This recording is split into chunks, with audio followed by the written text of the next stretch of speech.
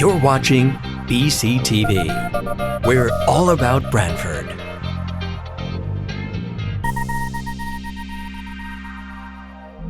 You're watching BCTV, Brantford Government Television, a service of Brantford Community Television. This program is brought to you in part through the support of the town of Brantford.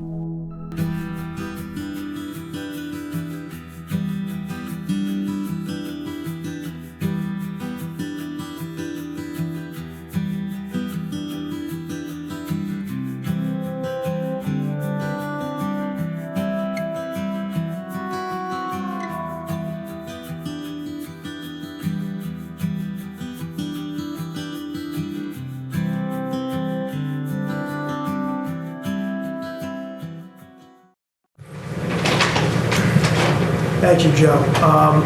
First of all, I just want to acknowledge and thank the work that was done addressing the storm from our public works, our wastewater pollution control, our police and fire, and other town staff members. These people put in hours throughout the night working to ensure, assisting Eversource to ensure that power was restored in a timely manner. I just can't thank them enough. And I just wanted to say, I think as devastating as this storm was, in some neighborhoods, the damage was tremendous. We are fortunate that there was no critical injuries or fatalities. So we're thankful for that. Now we have a long road ahead of us in terms of the storm cleanup, and I just ask for the community's patience. We will be getting out there, we will be going through the neighborhoods, and we will be cleaning up, we will rebuild and recover from this. Thank you. Okay, thanks, Jamie. And yes, thank you to all the workers. Number one on the agenda is to approve the minutes of the July 20th, 20. Why am I hearing people talk through the Zoom? They're saying they can't hear. But I could hear them? Okay, I thought people were on mute.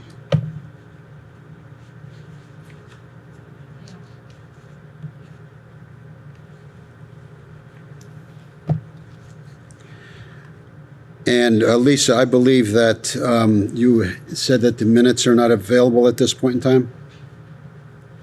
Is that correct? Not this time. Okay, so I'd accept a motion to defer approval of the minutes until next meeting. Seconded. Been moved by Bob, seconded by Charlie. Discussion? All in favor? Aye. Aye.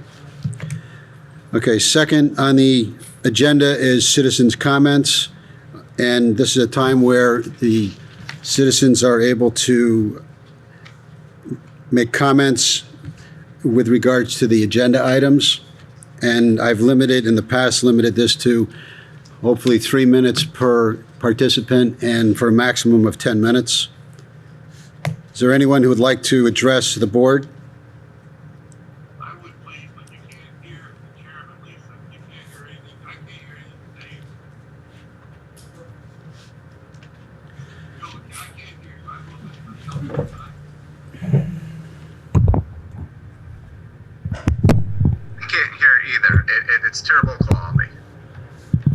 How about now? A little better. I can hear Joe, no problem. Well, good for you, but I can't. How about now? Better, Joe. All right, that's as good as it's going to get. All right. I have a comment. This is Mr. Cook? Yes. Okay. I don't know. Does anyone else want to speak? Because I'll let them go first, because I have about 5 minutes I'd like to use. I think is there anyone else who would like to address the board under this agenda, citizens communications? If not, Mr. Cook, you're on. Thank you. I sent some slides to the town clerk. Do you see those, Lisa?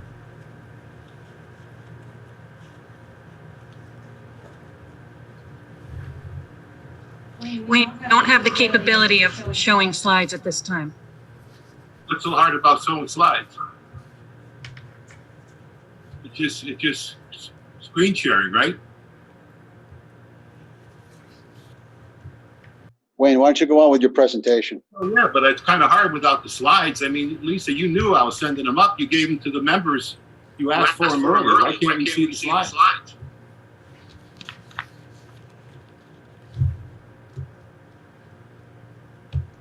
Okay, we don't have the slides up in the system here, so. Well, do you have the system? Does the system have the slides, Lisa? We don't have the capability of showing slides. Well, then you don't know what you're doing because you can show slides. I've had them shown in other meetings. All right, I'll try to proceed, but nevertheless, disappointing, Lisa, because you had them since noon. I mean, you could have Wayne, told. please just make it. No, but that's not fair. I mean, what the hell's going on here? I mean, she had the slides since noon. She asked for them early, and you can't put the slides up now because you don't have the capability? You certainly have the capability, Lisa. I mean, who are you kidding? Wayne, I'm not kidding anyone. We have an 8-page agenda and several attachments. Thank you. Well, that's why you can't put the slides up, because you have a long agenda. Why don't you just say it the way it is? I have 10 minutes anyhow. You can put the slides up. This is just more nonsense. More nonsense. You can put the slides up and you know it. All right, I'll say what I got to say, and I'll do the best I can. I'm going to address the animal shelter, and I'm addressing it in the context of other projects that I've seen go on in this town, and the concern that I have about this particular project. Now, the two projects I was going to show on the slides, the first one was the middle school. And the concern about that is, and then you say, well, don't get off the track here. Well, I'm not. It's all within context. Is that we put up a $90 million middle school for 750 students when the original school was designed for 2,000. And you say, okay, fine. But then we left the high school basically in disrepair, and it's probably the embarrassment of the whole shoreline compared to their high school. So that's one project that I would point to. The other one is the community house. Now, I followed it pretty closely, although I couldn't say much back then because of the whole Costco situation. But there were 4 other locations for that building to go. There was Tabor, there was the YMCA, which is a little bit out there. There was the Brushy Plains site, and there was the Orchard House site. It went to the center of town because that's where the administration wanted it. Well, that's fine, but don't tell people they have a say in that, because the fact of the matter is when it came time to hold that meeting where people are going to talk about the location, the meeting was never held. Now, what did we get for $13 million?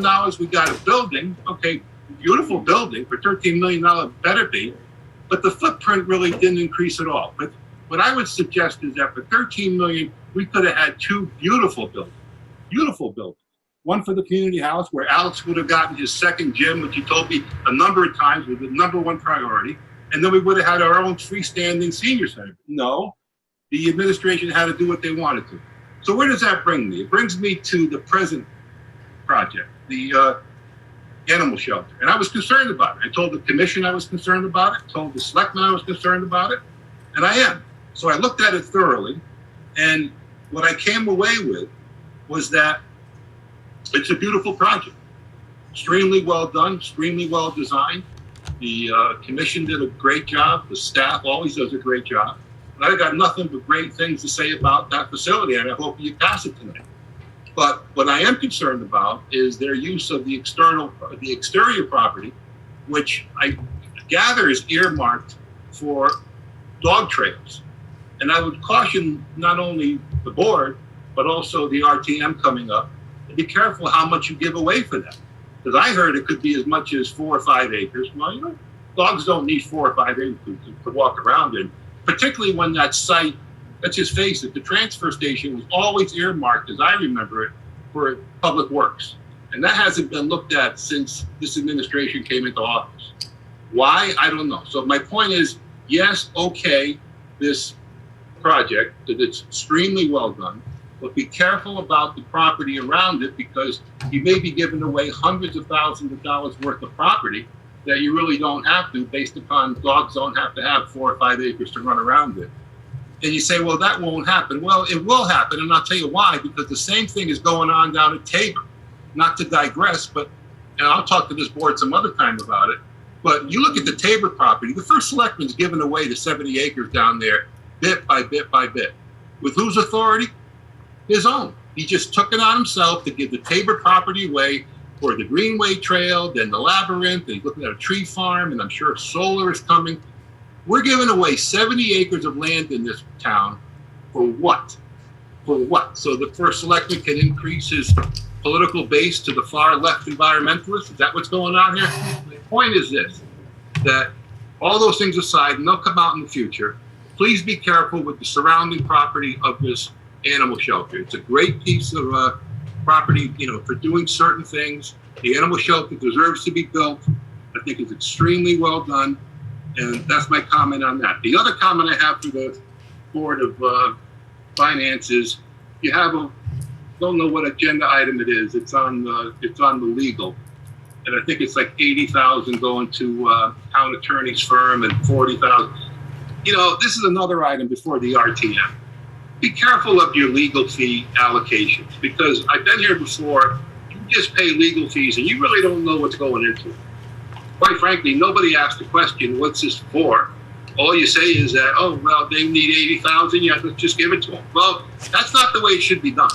You should know what you're paying for. Same with the RTM. So that's another, point that I'd like to make.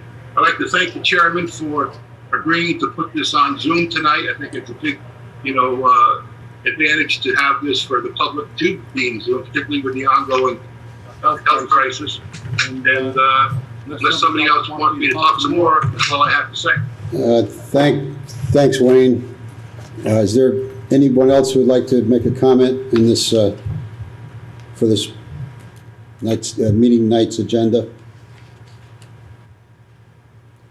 All right, with no takers, then we're going to move on to item number 3, to hear a presentation from the Andrew Group and GYL Financial Synergies with regard to the performance of the town's police pension fund for the quarter ended June 30th, 2020, and if necessary, rebalance the portfolio.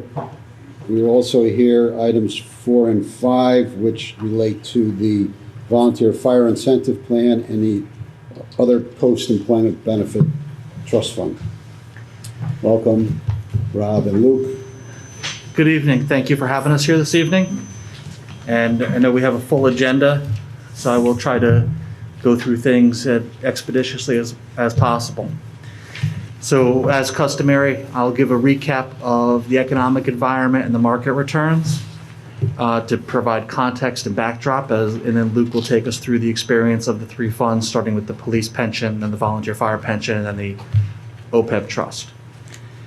So when last we met, we were just coming out of the turmoils of a disastrous market event that where the market bottomed in late March and then began a volatile recovery process through the spring. So as we went through the second quarter of 2020, the period ending June 30th, for that quarter, we had large U.S. equities up about 20% for the quarter, small and mid-sized U.S. equities up about 25% for the quarter. Now, to put that in some perspective, that was after having a significant decline in the quarter prior, where that brings us to, through that quarter end, large U.S. equities were down 3% for the year going through June 30th. So that's after the 20% rise. They were still down, they were still negative. Developed international markets were positive on the quarter as well, up about 15%, and emerging markets were slightly better at about 18%. I apologize, talking with a mask is a little challenging some days. So for the reporting period we're looking at, the U.S. equity market did lead in the recovery round in Q2 of 2020. As the markets continue to advance through the summer months of July and August, we've seen additional gains in the equity markets with very little volatility. And that's in consideration of everything else going on. We saw very, very little, the volatility has declined throughout the summer months. And now we're looking at large U.S. equities up about 8.5% year to date through tonight's market close. And so that's been a pretty tremendous event to go through, and that's in light of some of the biggest concerns that we have, which are the short-term and intermediate-term impacts of the COVID-19 or coronavirus, and how that's impacting us economically, domestically and abroad, how that's impacted supply chain, and what will be the recovery for this. And the other big consideration and issue we have is the ongoing political climate in the U.S. and how that will evolve over the next several months. So those are items that will continue to be forefront to us and create volatility. We are, we are in the midst of or going through some level of a recession with the second quarter's gross domestic product was on a quarter-over-quarter basis down 31%, one of the worst quarter-over-quarter declines in history. As we look at that and we look at the full year forecast for 2020, the full year forecast for growth in this country is a negative 5%. So we are in the midst of a contraction. However, we're seeing positive things ahead as things are coming back online. Unemployment is still around 13%. Expectations to see that track down towards closer to 9% by the end of the year. And inflation is extremely benign based on the metrics that the Federal Reserve is concerned with, where we see the CPI index at 1% and the PCE at 1.3%, and staying well below their objective for inflation of a 2% target. And the Fed has commented that they expect to let inflation run above 2% when it does pick up.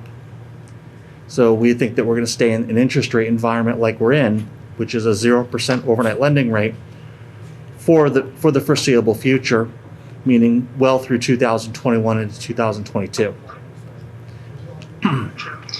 What has also happened is, so interest rates have come down. Now the yield curve has started to steepen a little bit. So the difference from the 2-year Treasury to the 10-year Treasury is now at about 56 basis points. Where, yes, I'm sorry. Joe, can you unmute that microphone? I know the computer.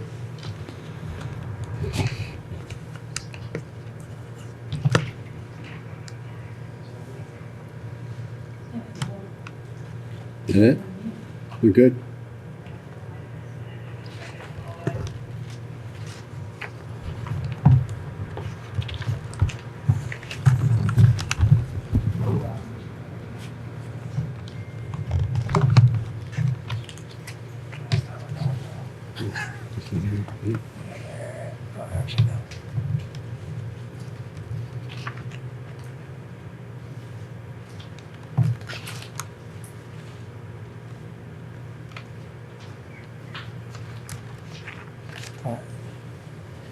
Better?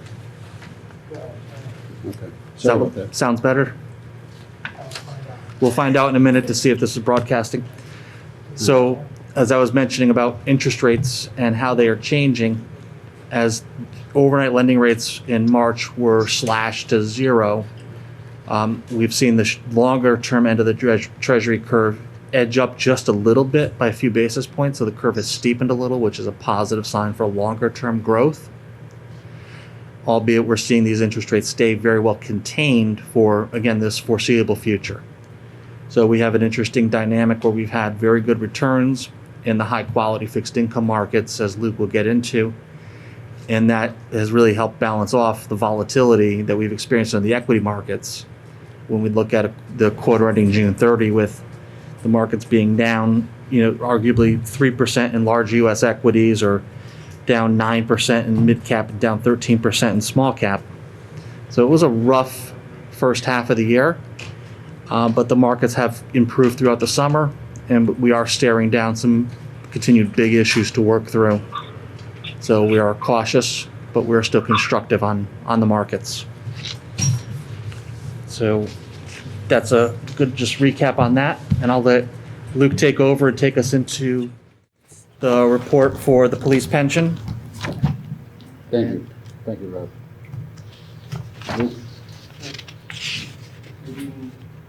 Good evening, gentlemen. If I could have you turn to page 20 in the police pension plan. Police pension fund? Yep. First report in the deck provided.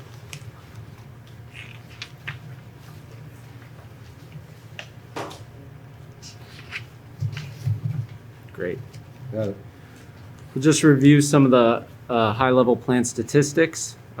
Looking at the risk return statistics summary in the top right corner there, you can see number of periods, 207, that's measured in months, bringing us to just over 17 years worth of data.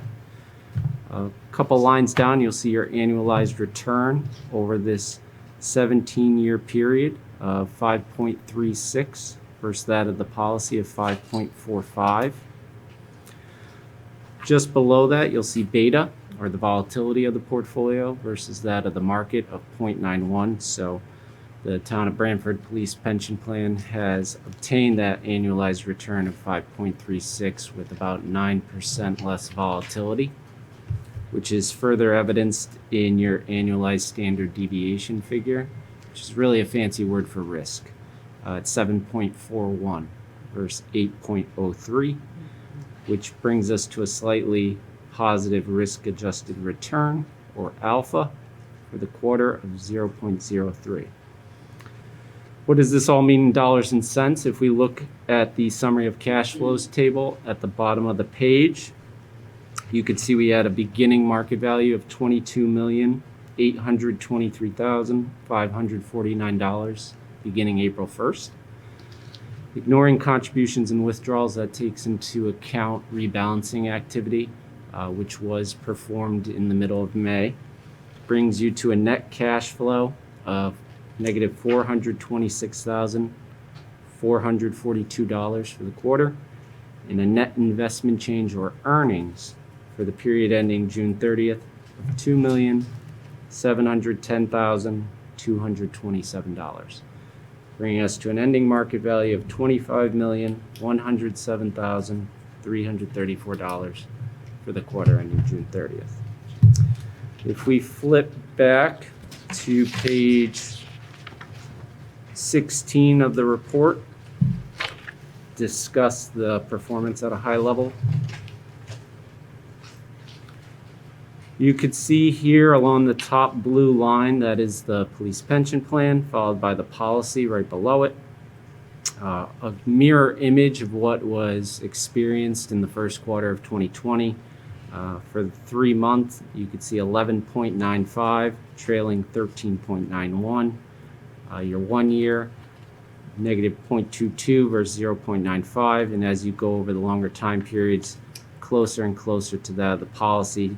10-year figure 5.72 versus 6.08, and dating back to inception, the 5.36 versus 5.45. The main reason for the dislocation for the quarter predominantly stems from how we entered the quarter. Dating back into the middle of March, we had an allocation of about 49% in equities and 51% in fixed income. The mandate for the plan is a 55-45. So we entered this quarter a little on the underweight to equities, which were more favorable as the market recovered throughout time. But all in all, given the market environment we were in and the saturated news throughout the quarter, whether it's weak labor markets, disruption in manufacturing, skyrocketing unemployment, we saw a number of things unravel. We have seen strength, as Rob alluded to, in manufacturing, in the housing sectors. We saw partial recovery on the job front from May to June to July, and we'll be seeing the August numbers hopefully in the next week or so. The Fed promises lower for longer. So we're seeing the Fed keep interest rates low and liquidity plentiful. Corporate earnings remain still a mixed bag, as we're seeing your large cap stocks, mainly growth oriented, lead the way. The names Microsoft, Amazon, Tesla, you've seen in headlines. However, there are a lot of sectors that continue to be strained, whether that's pockets in real estate, your apparent strains in retail sectors remain, as well as energy. So given the checkered backdrop we've been in, the stock market's ability to hold within elevated trading ranges speaks well. We obviously have a lot on the horizon with the U.S. election. We're still grappling with enemy number one, the COVID-19. But I think what's paramount in the weeks to come, in the coming days, anyone who's a parent or grandparent or in the school system knows that the country is facing a hurdle and an obstacle in the coming days with schools across the country trying to coexist in a COVID world. But we will continue to monitor all that closely as that develops. The policy remains in line. We've seen continued strength just through present day. The current plan as of Friday's close is valued at $26,916,026, which equates to about $1.4 million in earnings through 2/3 of the third quarter, or 5.6%. We've been positive through Friday's close. With that being said, we do have a motion or a recommendation to rebalance the police pension plan at this time. You should have a copy of that item in front of you. We will be recommending that we rebalance the plan to target, so back to its full policy, with one caveat, and that is that no new dollars are to be deployed into the master limited partnership sector. What I mean by that is we'll be taking that purchase amount and cutting it in half. So we think a gradual approach is a more sound approach at this time, as the energy sector has faced some hurdles and hiccups. So everything else will be moving to target. However, the MLPs will be receiving half of their target amount, and the other half will remain in cash as we continue to review the markets going forward. What's different about this rebalance than others in the past is our macro policy is pretty much online with where where the investments are. So we're currently approximately 54.5% in equities for a policy at 55% equities. However, under the hood, inside the micro elements of the positions that we hold, we see some adjustments that should be made, which is taking some of the recent appreciation out of large U.S. equities that have done extraordinarily well as emerging markets, and adjusting that out, the allocation inside the portfolio based on that. So the equity will move down from 54.5 to 54. Is that what I'm seeing here? Correct. Okay. Because that extra 1% would actually be allocated toward the energy master limited partnerships. Right. You haven't got the cash. Yeah, and as we continue to wrestle through those issues, we think we do see an opportunity from cash flow. Right. But we don't know the impact of the most recent hurricanes in the Gulf Coast and other things, but we would like to track back towards our policy there. All right, so that's the MLP going down from $1,000,004 to $1,150,000. Right, our target would be $1,000,004, but we're only recommending bringing it from $887,000 to 1.1. I got you. Okay. Questions on this reallocation from the board? Question, Mr. Chairman? Sure, Harry. On the real estate investment trust, I see you're putting them into a neutral right now, not investing any new money in the REITs. But I also noticed, that we basically don't have more than 3% of what you have in these. What type of products are they? It's that real estate allocation is a real estate investment trust index. Right. So it's just an index fund tracking the broad space. Could be everything. Correct. It could be apartments, it could be theaters, it could be. It's U.S. passive basket, mainly storefronts, malls, stuff of that nature. So the real estate sector was hit, and in our rebalance back in May, we decided not to deploy dollars at that time as well. This rebalance contemplates allocating about $144,000 into real estate. So Harry, you go from 730 up to 874. Yeah. Are you comfortable with that? Yes, Okay. but markets are risk. Everything's a risk, isn't it? Well, you're right. Right. So I would concur that we do it, but. It is a small allocation for the whole equity basket. We still see the diversification benefits of owning real estate. Not only does it typically provide a sound dividend, which helps with benefit payments, but it does kind of curve out the portfolio. Right. And we're not in any of the international markets? For international exposure, we do have exposure to international equities. Just- Not in real estate. Not in The real Real estate. estate is US domiciled. Okay. But Harry, to your point, the two largest positive reallocation is one is into real estate and two is into the MLPs. Yeah. So, again, I am not an expert in this by any means, but I think we're relying on these folks, but if we have certain hesitations, that's fine, we should raise them. Bob? Yeah, just a question. So in this commercial mix, are you considering in that commercial, single-family real estate, tract builders? Yeah, it owns a variety of real estate categories but not your single family homes. And Okay, that kind so of these are rental all exposure. multiple- Yeah, you're talking more commercial, Multifamily, industrial, commercial, bigger no projects. single-family. Correct. Correct. There's not single-family mortgage products. This is pure real estate investment trusts, Right. which are more so commercial buildings, storefronts, shopping malls, larger apartment complexes, things of that nature. Storage centers. And we're watching for the bubble, right? That's why we're not owning individual real estate that owns single-family mortgage products. Good. They also own things outside of general thought of real estate, with like storage facilities. With kids across the country that had to exit school in the spring, they had to park all their stuff somewhere when all the dorms shut down. That is a piece of the real estate sector within this, as well as cell phone towers. Those pieces of infrastructure get lumped into the real estate bucket at times. Is there a way for us to look at what's in there? Of course, We we could share the would be holdings of the great. fund. Yeah, and it is just a straight passive index fund, and we'll get you the details on it. But that's why we chose that vehicle, so that we're not trying to make that, can we pick the right part of the real estate market, but to have that broad exposure to get the cash flow and get the diversification. Good. Thank you. Yep.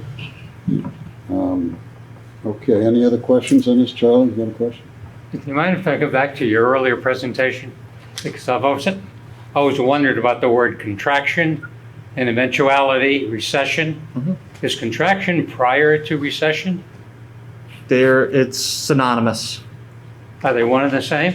I would contend they are. I'm not an economist though, but I would contend that a contraction and a recession is the same thing.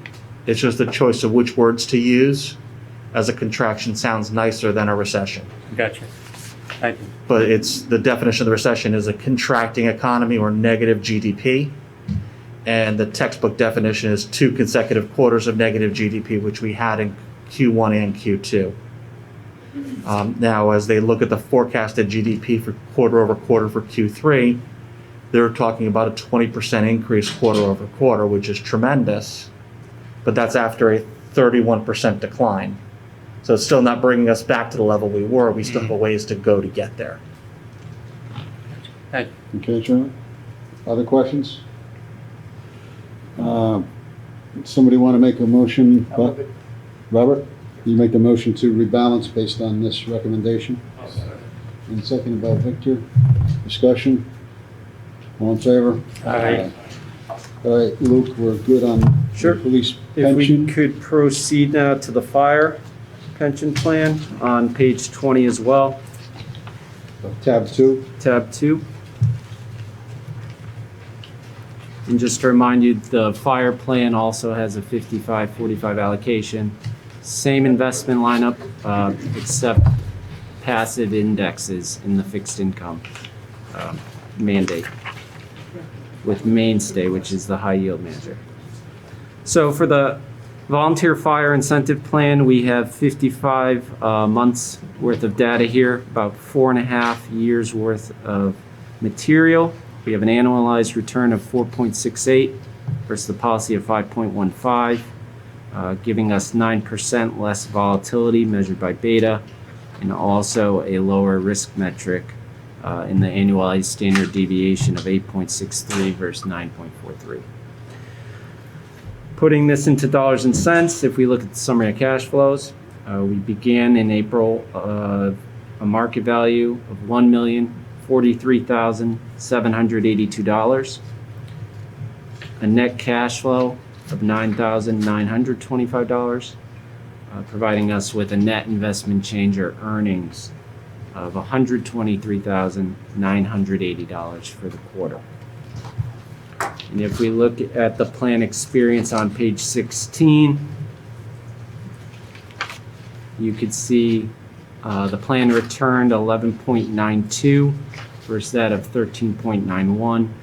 Just like the police pension, the fire pension as well was underweight to equities at the beginning of April.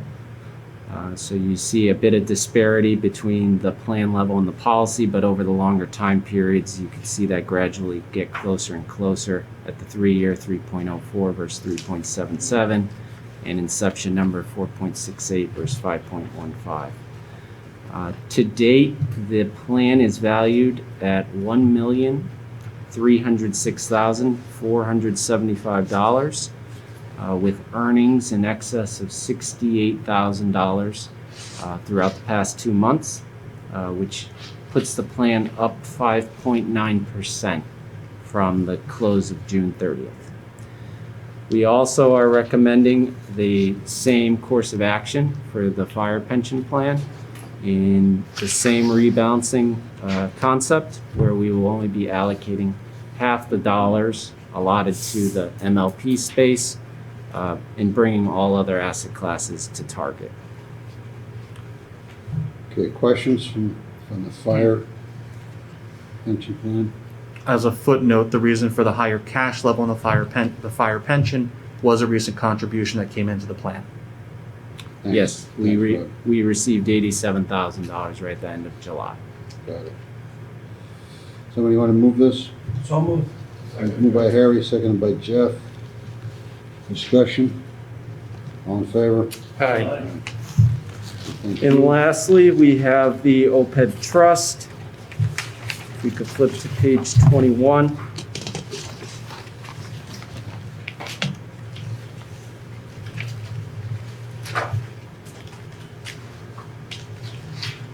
Similar experience for the plan. The OPED resides on a bit larger cash position, hence the volatility is about 17% lower than that of the policy.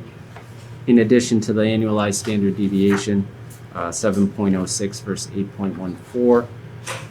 Starting in April, we had a beginning market value of $21,606,292.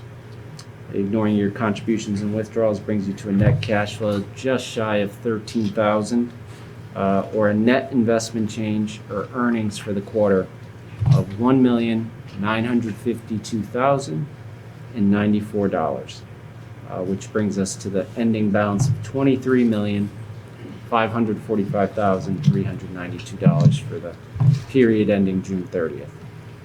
If you flip to page 16, you can see the experience of the underlying funds, as well as at the policy level.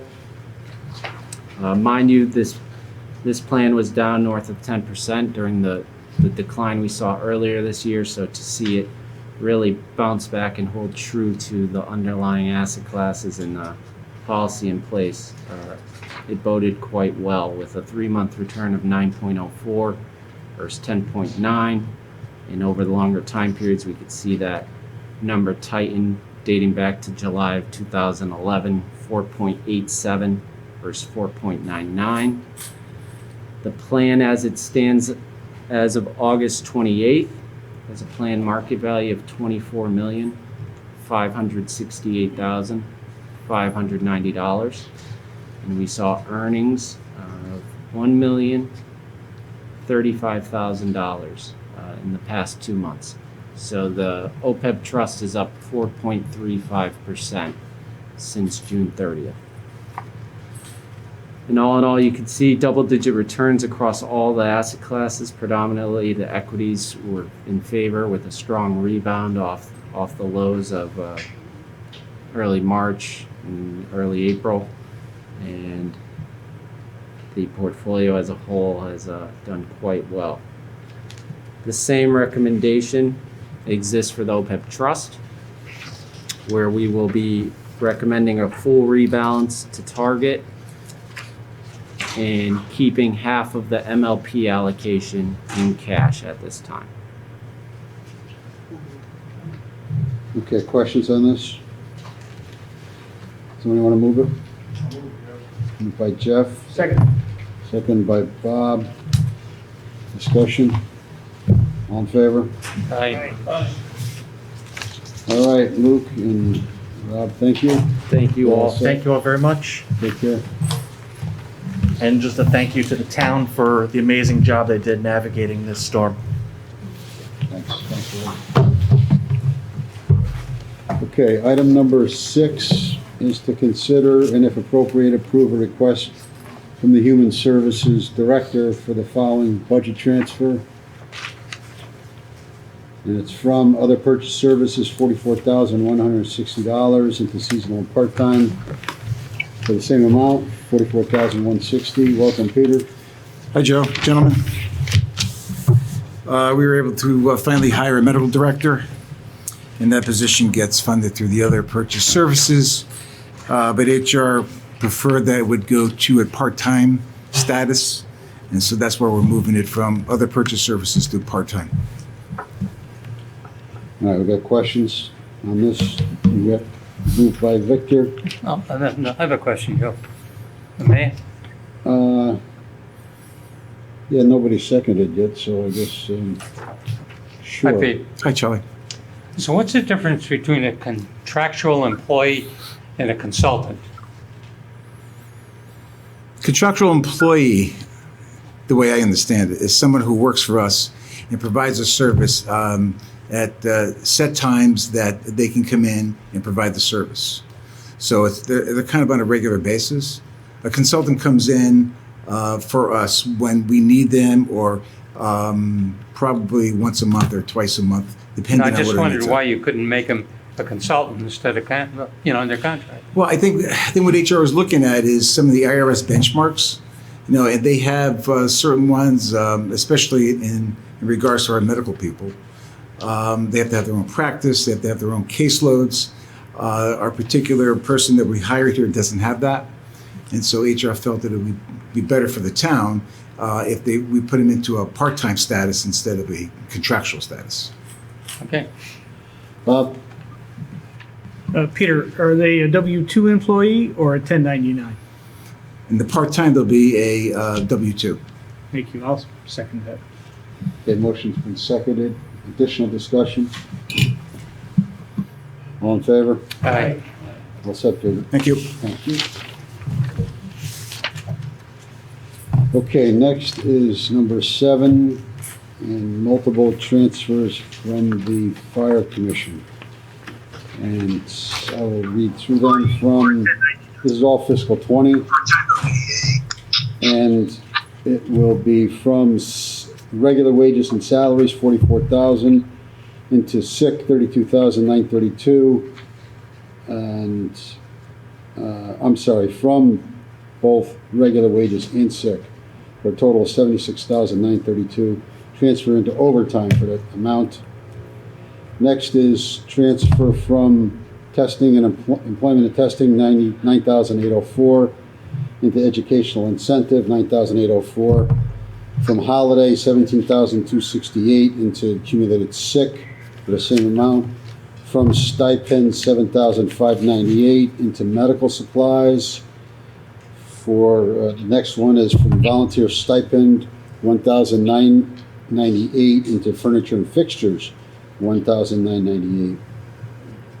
Next is from replace sick, $27,823, into hydrants and mains, $27,823. Next is from public events, $14,155, into port security grant cost sharing, $14,155. Chief, you're on the, is that the chief? I can't see it too well. Yeah, I'm here, Joe. Tom, how are you? Good, Joe. Good. We had a couple of retirements again this year, which, as you know, the position is backfilled via the overtime account, leaving a surplus in our salary account, as well as some of the other replacement accounts, such as holiday and vacation. So that's where those surplus comes from. And the overtime account is short because that's how we pay him.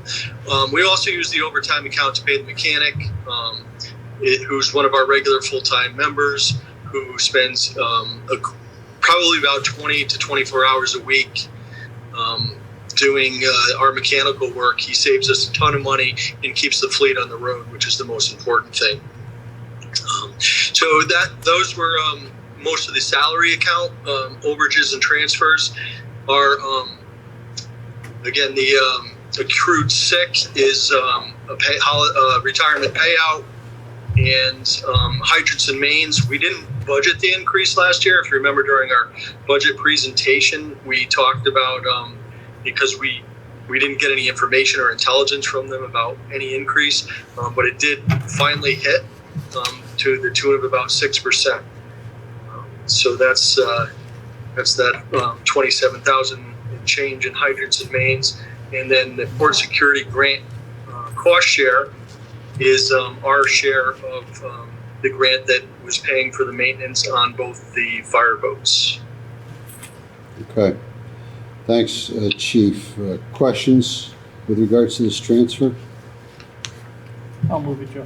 Moved by Bob, I'll second it. seconded by Charlie. Discussion? All in favor? Aye. Thanks, Chief. Joe, if I could just add, on the revenue side, we exceeded our budgeted revenues by $286,795 this year. So for the first time in our history, we exceeded $2 million in ambulance revenue. Thank you. Thank you. Thank you. Appreciate that, and I appreciate the good work you do. Thank you. Take care.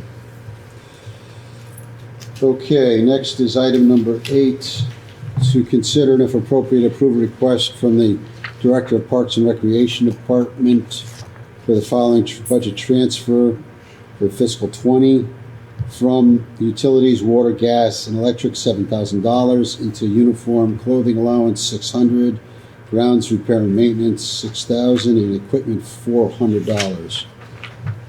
We have a letter from, I think it's Alex Paluzzi, but it says, please add this to the agenda item. Thanks, Alex. Is Mr. Paluzzi here? I'm here, Joe. Alex, how are you? How are you, Joe? I'm good.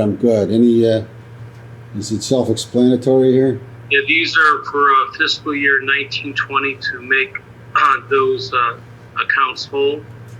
If you look at our past, we always are really struggling when it gets to grounds because a lot of our work gets done in the late spring, I should say, early summer. And so that was the reason for transfer, to make it whole for 1920. And uniform and clothing will be okay. If you remember from our budget earlier this year, for next year, we had another full-time employee that we did not budget for the previous year. We brought him in 6 months halfway through the year, so that will be whole now going forward. And equipment was due to the building. We had to spend a few dollars out of our own budget for a few items that we needed for the new community house. All right.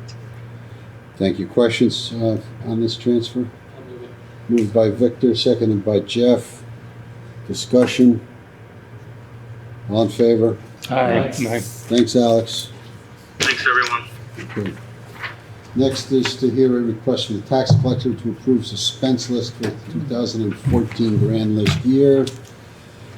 Welcome, Roberta. Hello.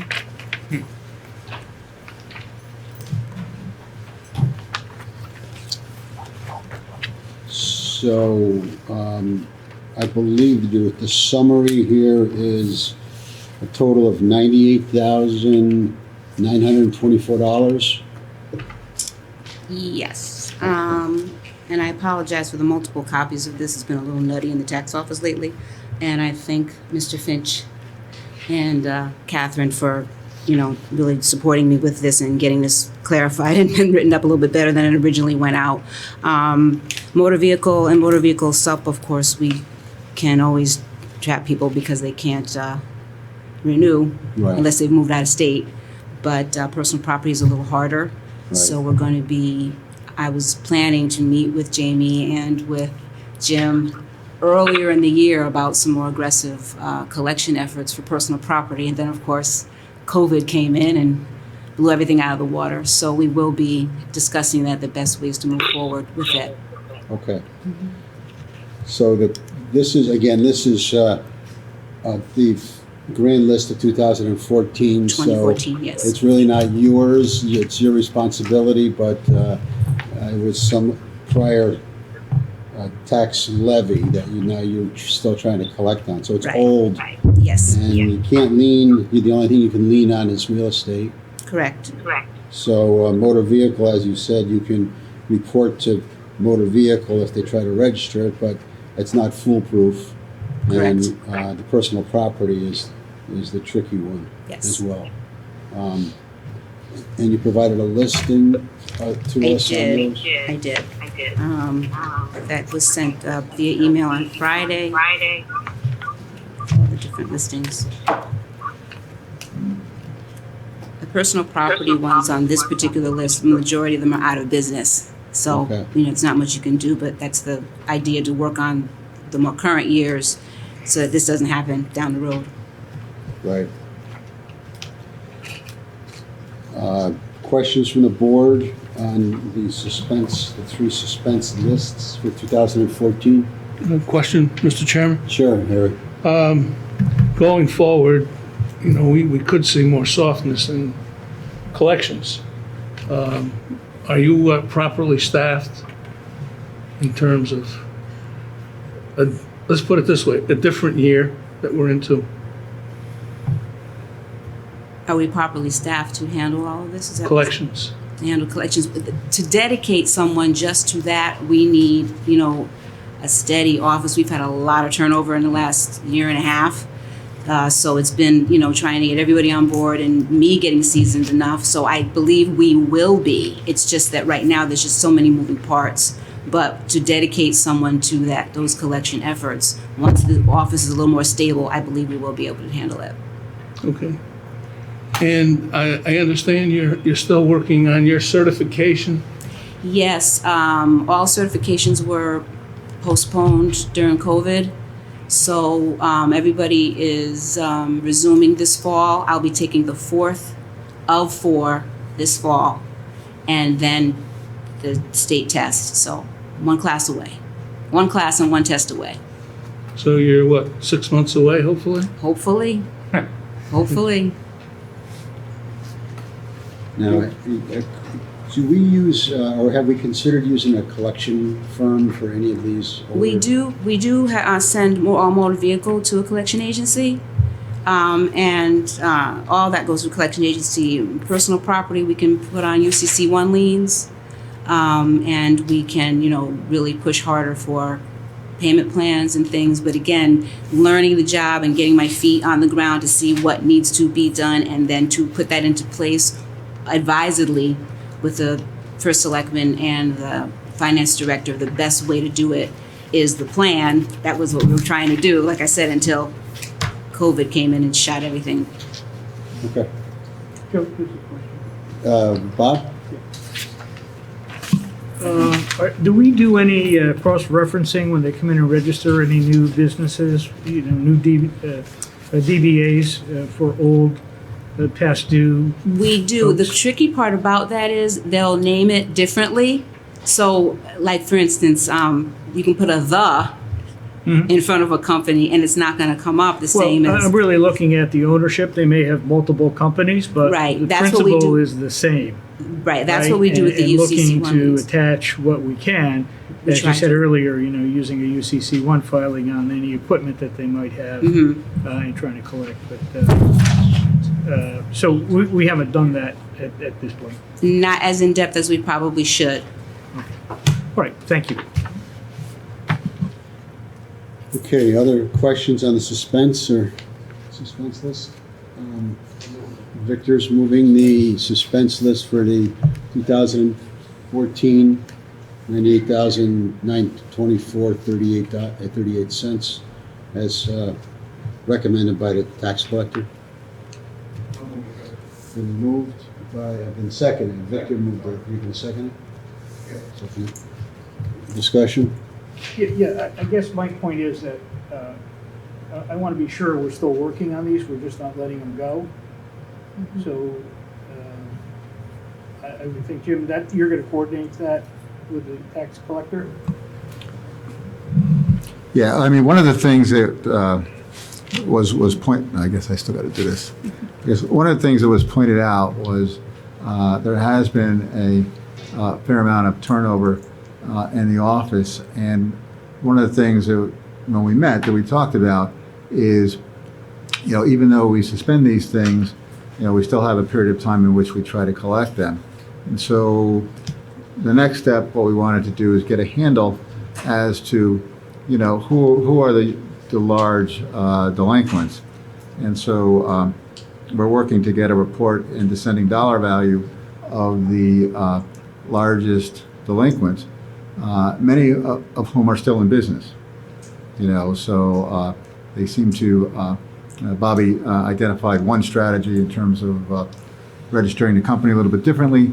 Other things we've noticed is that they'll pay their real estate and they'll pay cars because they wouldn't be able to register. So I think that the next step is, once we review that, is then, myself, the first selectman, see what remedies we have, what legal remedies we have, and then, weigh that out and try to get some of that recovery. You'll notice on the real estate that virtually it all gets collected over a 15-year period. So when you look at the tax collector's report and the audit, you'll see that. But we thought it was appropriate to look at that, especially in light of suspending receivables. With the logical question being, well, what happens to them? Which is kind of basically what you're asking. What happens to them? And so that is something that we're also looking at, and I think it's in the context of the overriding concern, which kind of leads into the next agenda item, is that a town like Brantford that is very dependent on tax revenue and has basically average household income, we may be more vulnerable than perhaps a wealthier community. So you sort of approach a couple different ways. You kind of measure where you're going, and then you look at, is there any other dollars you can mine? And one place to start is what's been suspended, and then let's try to get some of that before the 15-year time period is up. I think to your point too is that this is old money. So it's 2014, 10/1/14. So the tax bill went out in 15, 5 years ago, and so you have to work not only the current list, because that the most vulnerable is motor vehicle and personal property. So those are the ones that you really need to get on 30, 60, 90 days delinquent, not 5 years.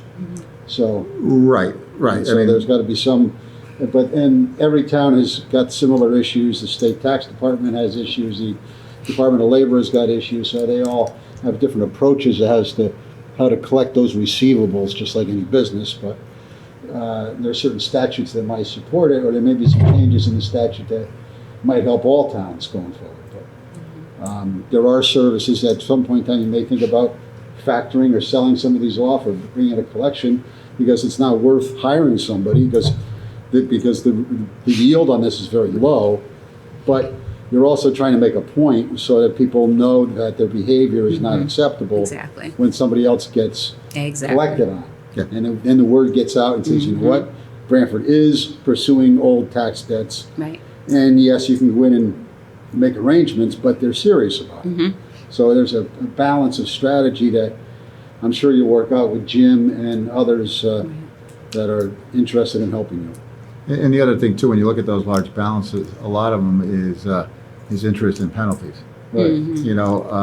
Looking back over the last number of years in terms of what's been suspended, which is kind of why we looked at the list and Bobby was able to produce a new list, is that if you go back to like 2013 list, 2000, if you go back to the GL of 2007, you start looking at, we were doing it in the 90s, then it inched up a little bit, and now we're back into the 90s again. But so not a lot's getting written off, but again, you know, some of those businesses are still operating. So Yeah.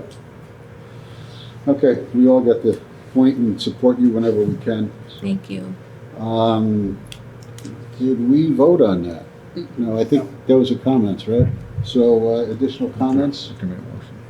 And, I second it. yes, I know. Then we went into Bob's discussion. Okay. So I think we're wrapping up discussion, correct? All in favor? Aye. All right, thank you. Okay, next is number 10, which is, again, our tax collector. Consider and if appropriate, approve the request from the tax collector for the following budget transfer from regular wages and salaries, $1,693, into professional development, $743, and into online services, $950. And this is to support your development and training. Yes, we brought in a QDS instructor to kind of just sharpen our knives with QDS.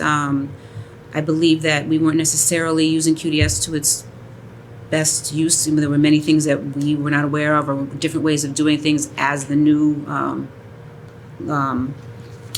versions of it have come forward. So we brought in someone from QDS to do that training that day, which has been extremely helpful, particularly with the end of month reports.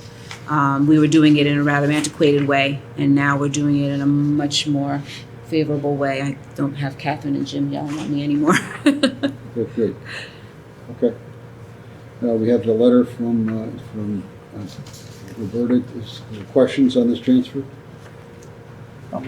Moved by Bob. Seconded by Victor. Discussion? All in favor? Aye. Thank you. And then, to round it out, we have item number 11, to receive an update on the current tax year's collection from the tax collector. And I know you've worked with board members and the finance office to come up with an approach here, Bobby, so you want to go through it for us? Yes, Jim gave our department a template, and I really have to thank my supporting staff with helping me with this. Just to look at, considering the fact that we're dealing with the governor's executive order that all taxes were deferred until October 1st. The board, I know, wanted to kind of see what we were doing month over month as far as the collections are concerned. So the July paper lists, the original levy, the adjusted levy, and what our collections have been. And at the bottom, letting you know what's outstanding. I have noticed that I thought to myself, nobody's going to pay until October. They don't have to. But people really have stepped up and paid. I really am really surprised at how many people have actually come forward. So we had like a rush at the beginning. Now it's kind of quiet. And then I'm sure there's going to be another like rush the second and third week of September, because people who have the money paid it. People who don't have the money were going to wait, as long as they could. And then you have those in the middle who are trying to make payments. But I do expect another major rush towards the end of the month. Jim, should I bring up the whole mail thing? What we discussed, I just a little side note. I had a concern with the U.S. mail, this mess with the U.S. mail right now. Okay. Because our residents have to mail in their taxes. They have to be postmarked on or before October 1st. And all I could think of was a bunch of my seniors, and I do call them my seniors because I love them. I worry about some of my seniors who will wait and write the check on September 28th and put it in the mail because they're waiting on their October 1st Social Security check. And with the mail not acting right now, it doesn't get postmarked until October 2nd. And then their interest goes back to July, which defeated the whole purpose of the executive order. I know there's nothing that we can do about it. I know it's statutory.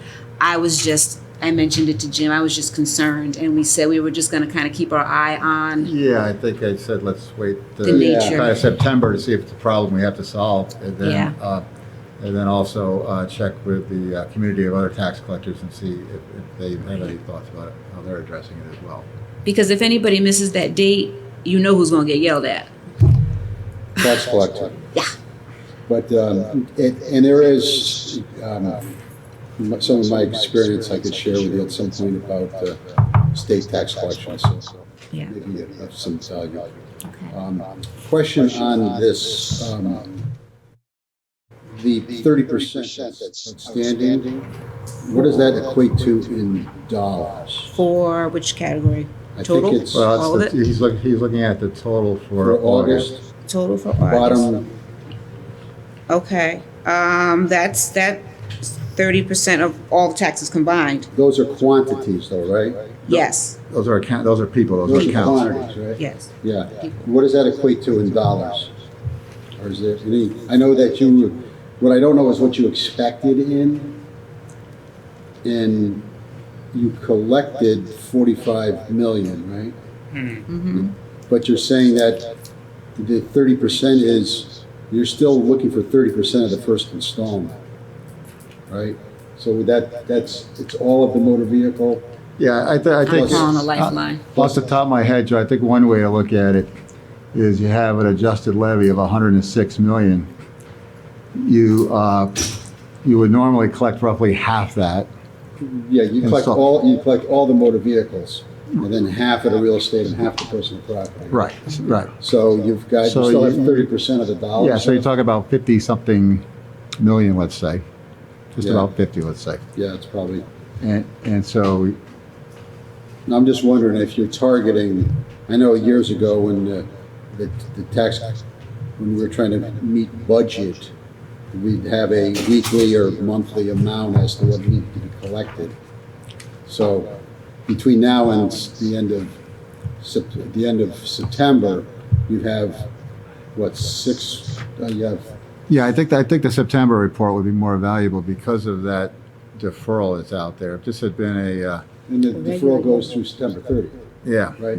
October 1st, October right? 1st. Yeah. So September 30th. So you really essentially have 4 weeks to collect 13,000 installments. Okay. I'm just trying to size up the dollar amounts. But. Okay, questions on this before I beat this up enough? Just one comment that the dollars that came in, remember, a lot of those were escrowed by the banks, and the banks went ahead and pushed them out. So you don't really know what was a voluntary payment versus an escrow payment by, a financial institution. We had the escrow number though. yeah, I mean, generally, when we looked at I think it was about 34% were escrowed in terms of the bank code in your system. It's around that amount. Again, I think that to Joe's point, so when September comes, you would expect the real estate to be in that 50% range. To give you an example, you would expect the motor vehicles to be close to 100%, and the personal property you'd be looking in that 50% range. This year is a little bit different because, like I said, because of the October 1st. But that's going to be the telling time period. We did collect north of $5 million in advance collections, which is a good thing. So that's individuals paying ahead of time. That's not the bank's escrowing. So that could be a positive thing. But I think the general sense is the data isn't quite ripe enough yet, which, like I said a couple times earlier, that when we get closer to the fall, it'll be more telling. September. You're saying that there's about 30% is mortgaged? Well, last time we looked, when we were trying to project cash flow and figuring out, what would be a worst case scenario, it was roughly about 34% were escrowed. Which would mean about 15 million of the 38 million came from the banks. So you still had a very positive, in addition to what was mortgaged, the other amount, equaling the 38 million is from folks that are, I'm not saying voluntary, but it wasn't pushed by the banks. But again, we were concerned from the beginning, during the budget session, about the second half. But we'll take one step at a time. We'll keep an eye on the first half, and hopefully the second half things will turn around, but Yeah. for now, we're all in uncharted territory. And some people who have the money are holding it. Yeah, Joe, yes. one more comment. We initiated the lockbox this year, Yes. Correct. so that gives you a daily count of what comes in. What's the bank giving you? Yeah, we get a report every day. Okay. Yeah. It's And- working pretty well though too. I just want to make that comment. We've had a few bugs. We're getting the bugs out of it, but oh my goodness, what a difference. Yeah, about 85% of the transactions came in that were matched. Yeah. We had, we tried to get that number lower. We had a conference call with Bank of America. They were implementing another piece that might actually reduce that. So, but again, that money is getting into the bank faster. It's pieces of mail that staff doesn't have to handle. So it's a good trade-off, and we did extend the lockbox period to go through our collection cycle. So, because knowing that it'll go out later. Are we on a set charge or a fee per transaction? There is a schedule. The town of Brantford's banking costs are done on a compensating balance basis. Excuse me? It's done on a compensating balance. Okay. So the town has so much in, and then there's like an itemized list of what everything costs. Lockbox is in that list. I think lockbox, my recollection was probably around $7,000. Somewhere around there for compensating balance. Does that flow through the tax collector or through? No, it goes Yeah, closer no, to it's a compensating Jim? balance arrangement. So. What's the volume of the lockbox so far? Approximately. You took in about a little under 30,000 pieces. Yeah, Well, off the between top of my head. Lockbox and Invoice Cloud, because it's not just Lockbox, it's Invoice Cloud as well. So it's hard to. I just wonder, big difference between that and the walk-ins and the regular mail. Oh, absolutely. But all the mail gets processed through the lockbox. If they mail it. Yeah, and actually, one of the things that was interesting is, Harry, you mentioned it, I think at the last meeting, I think it was the last meeting, I think it was 2 July. meetings ago, and Lisa mentioned is, and maybe it's a good opportunity for the folks at home who are watching, is that when you saw that Boston address, Correct. that was the lockbox. And so, and multiple deposits are getting made on a daily, throughout the day with that. It's going to Boston, it's getting deposited many times throughout the day. And so that's where Bank of America, the town's main deposit bank, has their lockbox operations. It's similar to sometimes you may see a utility bill that goes somewhere outside the service area of the utility. Typically, when you see that happening, there is some kind of lockbox arrangement in place. And COVID had something to do with the lines being shorter too, Absolutely. because you're die hard. I have to go in and get my receipt are my seniors. Yeah. And of course, they're the most vulnerable population. So, Sure.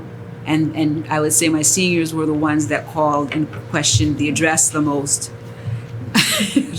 because they insisted on coming in and getting their receipt. So it did definitely decrease traffic, but I'm just not sure how much of it was lockbox and how much it was COVID, but it has been a lot better.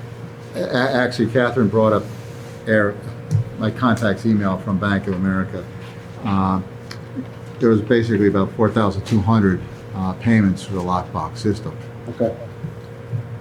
Is that pieces of mail or is that individual transactions? They have forecast coupons, so they consider every check a transaction. Okay, even if one check covers 5 coupons. Don't forget, one check, one coupon, that's the way the arrangement works, so it's Okay. all separate. Okay. Thank you. Other questions on the tax collector, from the tax collector? No. We're good? Okay, thank you and good luck. Thank you. Next is to continue discussion on the Dan Cosgrove Animal Shelter Facility Expansion Appropriation. Consider and if appropriate, approve the following transfer and request, which would be for the Animal Control Fund, increase fund balance by 100,000, and it would be a transfer out of 100,000 from the Animal Control Fund, and in the Municipal Facilities Fund would be a transfer in of 100,000, and the expenditure side would be animal shelter renovation expansion. Proposed resolution would be the Board of Finance recommends to the RTM a transfer out of $100,000 to the Municipal Facilities Fund to fund a portion of the animal shelter renovation. This transfer will be funded from the Animal Control Fund's undesignated fund balance and increase the fiscal year 2021 Animal Control Fund budget from $367,026 to $467,026. So that is the first resolution and transfer request. Why don't we listen to the presentation and then we can act on these proposed resolutions. Welcome, Laura and Joseph Seapot Architects. Joseph, yeah, good to see you. It's Joe. So thank you for having us back again. We appreciate it. Not much has changed since I've seen you guys the last time. We are still out there fundraising, and we have quite a few proposals out there to different organizations that are interested in helping us with this renovation and expansion project. So we're going to continue our due diligence there. And tonight I thought it would be important that you all hear from thank you. That you all hear from Joe Seapot. He helped, obviously, with all of the architectural work. And so that's why we really came back, was to have Joe speak a little bit and then talk about getting the funding.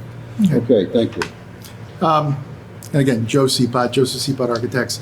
As we know, the role of the animal shelter has changed over the years, from essentially what was, a dog pound to animal adoption and animal care facility. So what we tried to do on this addition renovation was to make the facility more volunteer, visitor, and animal friendly. So what we started with, we're proposing a new addition of approximately 2,700 square feet, which is right to the east of the existing facility. This will house a new, more visible entry to the space, a larger waiting room as you come in. I don't know if anybody's been to the facility right now, but it's very tight as you come in. Will allow people to actually wait while they go see a dog or an animal, and have some little more space. And then a community room where multiple things can take place in there. We could do animal training, we could do volunteer training, camps, I believe. So a number of things can happen in that space. And as we laid out the building, we also tried to separate from the public to the semi-public to the staff-only areas. Right now, it's very difficult to make those differences. So as you come into the new addition, that would be the pretty much the public area. And then we're creating some new office and administrative space, which currently is just all right now in the front desk area. Then we have the renovated area of the existing building, which is going to be what we call the semi-public, which you'd be escorted back if you're looking to adopt a animal. There would be visitation rooms where you can then go and visit with the animal, cats, dogs, critters, and stuff. And then they'll have or staff-only space where you'll have the sick animals exam room. And what is now currently the entry will be a staff-only entry in case that would come in with a sick animal. They'd be able to come into that space, go right to an exam room and take a look at the animal. We'll be renovating the existing kennels in the back area for the dogs. And then we're going to be putting on a 640 square foot addition along the south of the property here will be for more storage. They get a large number of donations of existing dog crates, bedding, animal stuff, so they need to be able to store that and more room for the dog food and mechanical space. What we're doing is we are kind of redirecting about a third of an acre parcel of the transfer station area to allow for the addition, and then a larger area for the dog outdoor, say, play area, run area. We are increasing the parking, and we will be looking at redirecting and redesigning the front entries to make it clearer as to where the facility is and more directional. So that's a little bit about what we're proposing. Thank you. I know we've had other presentations previously on this, and So here we go ahead, Joe. the new proposed front entry, again, with a more inviting, defining entry into the space. We're proposing here with a new waiting room, and an area here where you'd be able to come in and see the cats in their play area and their pen. Our community room, where volunteers can come in and put their belongings in. How many volunteers do you have? We have about 200. About 200. So there's a lot of volunteers. They need a large area where they can train or to have, again, animal training lessons. And then we'll be renovating the back area with the animal kennels. Thank you. So I had read the proposed resolution to move 100,000 from the Animal Control Fund to the Municipal Facilities Fund. We have questions from Joe or from Laura on this transfer. Charlie? Hi, Joe. Haven't seen you in a while. Listen, what's the total acreage? I don't have that available because it's all been part and parcel of the transfer station, so I don't know. I can get that answer for you, though. Is that the reason for the 5,000 for the landscaping? Yeah. I mean, for the survey? Oh, yeah, absolutely. Okay. And that's also the redesigning of the front entry area. Listen, you said there's going to be a new square footage of about 2,700? 2,700 of, say, public space and about 640 square feet of storage and mechanical space. That's going to be the new. That'll be new. Onto the old is what?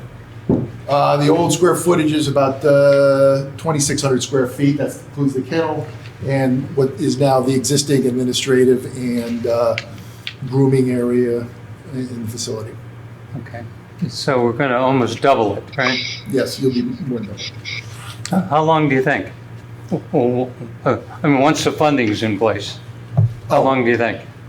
We're ready to go. We're chomping at the bit, Yeah, ready to go. We're ready to move. Yeah, so we're hoping to break ground, I mean, at least get some things done starting November, December, and really kick off January, February, March. Right, so by next summer, you ought to be done. If not the summer, by the end of December, early fall. But they're looking to get going on it. Thank you. Okay, other questions on Harry? I have some clarification, at least for myself. Sure. The question that Mr. Cook asked about the number of acres that they'd use for dog open space, 3 or 4 acres, he said. Sure. Would you like to explain that, Laura or Joe? Yeah, so early on when we started this project, one of the concerns that I have is that we do not have any walking space for the dogs, or the volunteers or any visitors that want to walk dogs. Basically, right now we walk in the driveway and up to Route 1 and along Route 1, which is completely unsafe. I'm not sure if you've driven into this transfer station, but you can't see us coming around the corner. Mm-hmm. So, in talks with the first selectman, he thought that we would be able to allocate about 2 acres of land from the transfer station to build in trail systems, where we would be able to have an area for the dogs to be walked and also just for visitors to go and spend time with dogs outside of the facility. So this is an allocation of the town property, is that correct, Jamie? Yeah, if I can just explain a little bit further.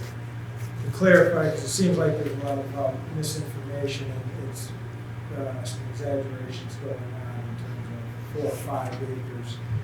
As where it's just about a 20, I think just over a 2,000 square foot building located on a piece of town property that's currently over 10 acres, which houses the transfer station. When we were looking to address the space needs of the animal shelter and hearing some of the concerns in terms of not only to accommodate the building expansion of an additional either between 2,000 to 3,000 square feet, but also some area to walk the dogs. We are looking at the current layout of the facility, not only the animal shelter, but the transfer station facility. If anyone who's familiar with that property, you have a lot of wasted space on that property. Yes, if you go down there, it is tight in some areas, but it's also tight because the way it's laid out and the way the traffic circulation is. So we started to look at it, when I say we, the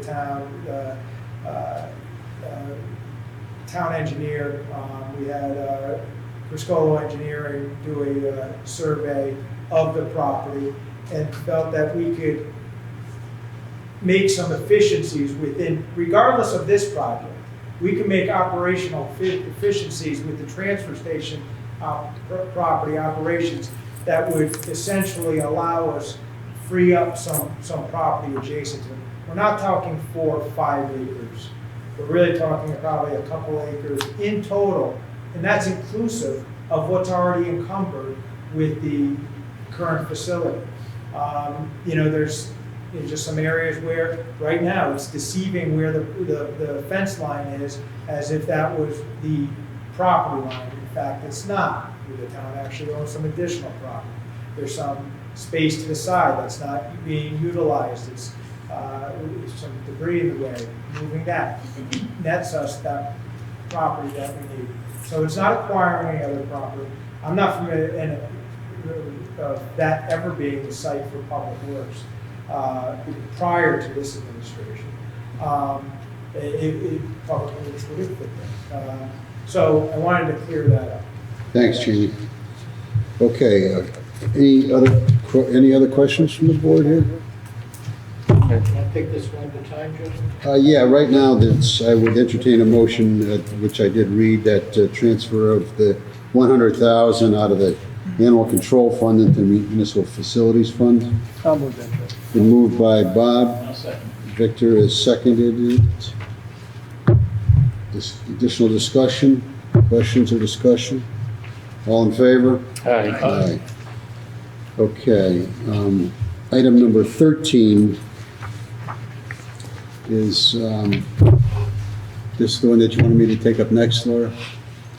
Item number 13 is to act and consider upon the following proposed resolution appropriating $2,895,000 for the renovation expansion of the Branford Animal Shelter and authorizing the issuance of $2,895,000 bonds of the town to meet said appropriation and pending the issuance thereof, the making of temporary borrowing for such purpose, and to recommend the resolution for adoption by the representative town meeting. So that's a summary resolution for the Board of Finance. If we'd like to consider that, I'm happy to read the entire resolution, or I would entertain a motion to waive the reading of. Motion to waive the reading? Second. Motion's been made and second to waive the reading. Discussion. We asked Jim to clarify North Branford's participation in the capital project along with.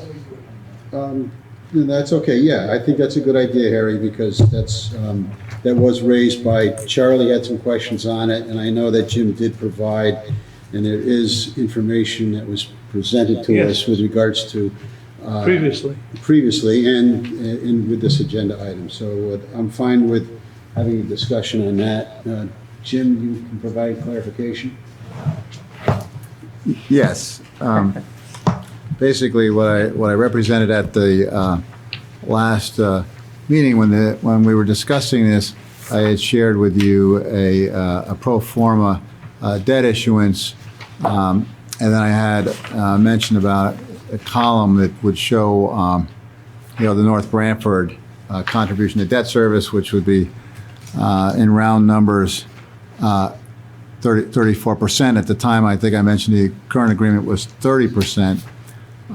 Some months ago, the town of North Branford approached the town of Branford and asked for an amendment to the agreement, which was primarily driven by the animal camp. So essentially, they were paying for expenses for a program in which we were collecting revenue for. So admittedly, that was probably unfair, not the original intent of the agreement. But essentially doing it on a net basis, the town of Branford would actually collect less money from North Branford than what we currently did. So we proposed an alternative, and the alternative was basically, if we're going to do it net, let's do it on a per capita, and let's have a clause in which Branford is held harmless up until the point where the contribution would increase. Because we were meeting with them during those discussions, and there was word in the community of the town looking at a new animal shelter, we did mention that to them, that this would be coming down the road. So they are aware of it. They did approve the amendment, and the town's Board of Selectmen also approved the amendment. So folks in North Branford, I can't speak for all of them, but folks in the town manager's office and the finance office, and I have to assume members of the council that were present when they acted on it are aware of it. I suspect they would think that their share still represents a good bargain.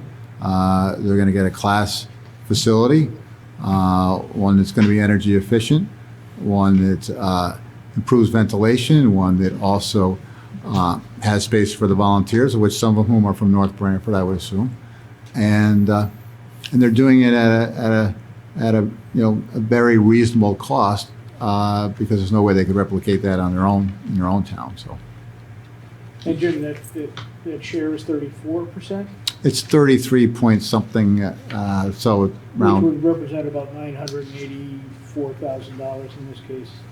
Well, it's the net. So I think that what might be a good segue into this is in Laura's letter, she identifies the various funding sources, and that this is something that we all kind of work together on.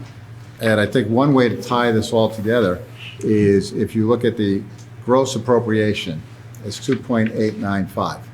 Okay, so that's the resolution which you have before you. That resolution does two things. One, it's an appropriation, which is a legal authority to spend, and two, it essentially allows you to borrow. But you can reduce the amount you borrow based on other revenue sources. So the logical question is, well, then what are those other revenue sources? Well, the thing you just voted on previously was $100,000 out of the animal shelter fund balance. So now there's $100,000 less you have to borrow.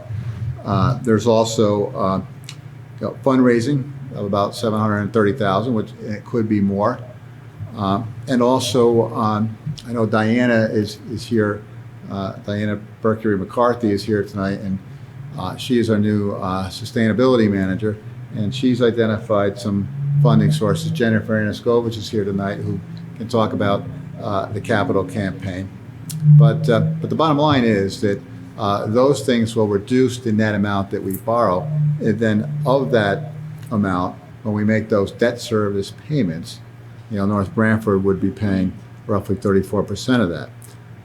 So it would be coming back to the town as a revenue on an annual basis to pay the debt service. North Branford's not giving us 34% of the net cost up front. It's tied to our debt schedule. Does that make sense? Yep. Okay. Joe, can I ask? Sure, Charlie. Hey, Jim, the North Branford resolution talks about their share being of the net operating cost. Does that allow for, say, maintenance and repairs? Well, debt service is in the operating budget. So I think they're familiar with that. Also, North Branford has other agreements with the town of Branford, where they actually do part of the calculation in terms of what they pay us. Debt service is a component of it. It's we also discussed with them, or I discussed with the finance director, the sewer resolution you guys approved back in January of north of $3 million, and explained to them in future sewer bills that this will, flow into, their, no pun intended, will flow into the debt service that they actually have to pay us. And it's been a good relationship. Some years ago, when we appropriated $3.8 million out of the sewer utility fund balance for various capital projects on the sewer side, we recognized that transfer out into the capital fund would present a hardship to North Branford. So we did an agreement with them where we essentially extended them terms, and they spread that over a 5-year payout. In that case, it wasn't debt because it was a large fund balance. So what does that all mean? That means that basically we communicate, we have an understanding, and we have a history. So I think that going forward, I'm more worried about other things in the economy than I am, and I'm not saying against this project, and tax collections and those type of things than I am about getting the 34% from North Branford. Okay, we're comfortable with the North Branford issue.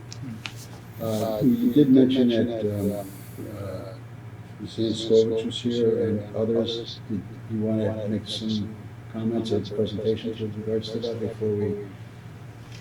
Would either of you like to speak about? You don't have to, I'm just offering if that. I'm happy to say a couple of quick words about the campaign. Sure.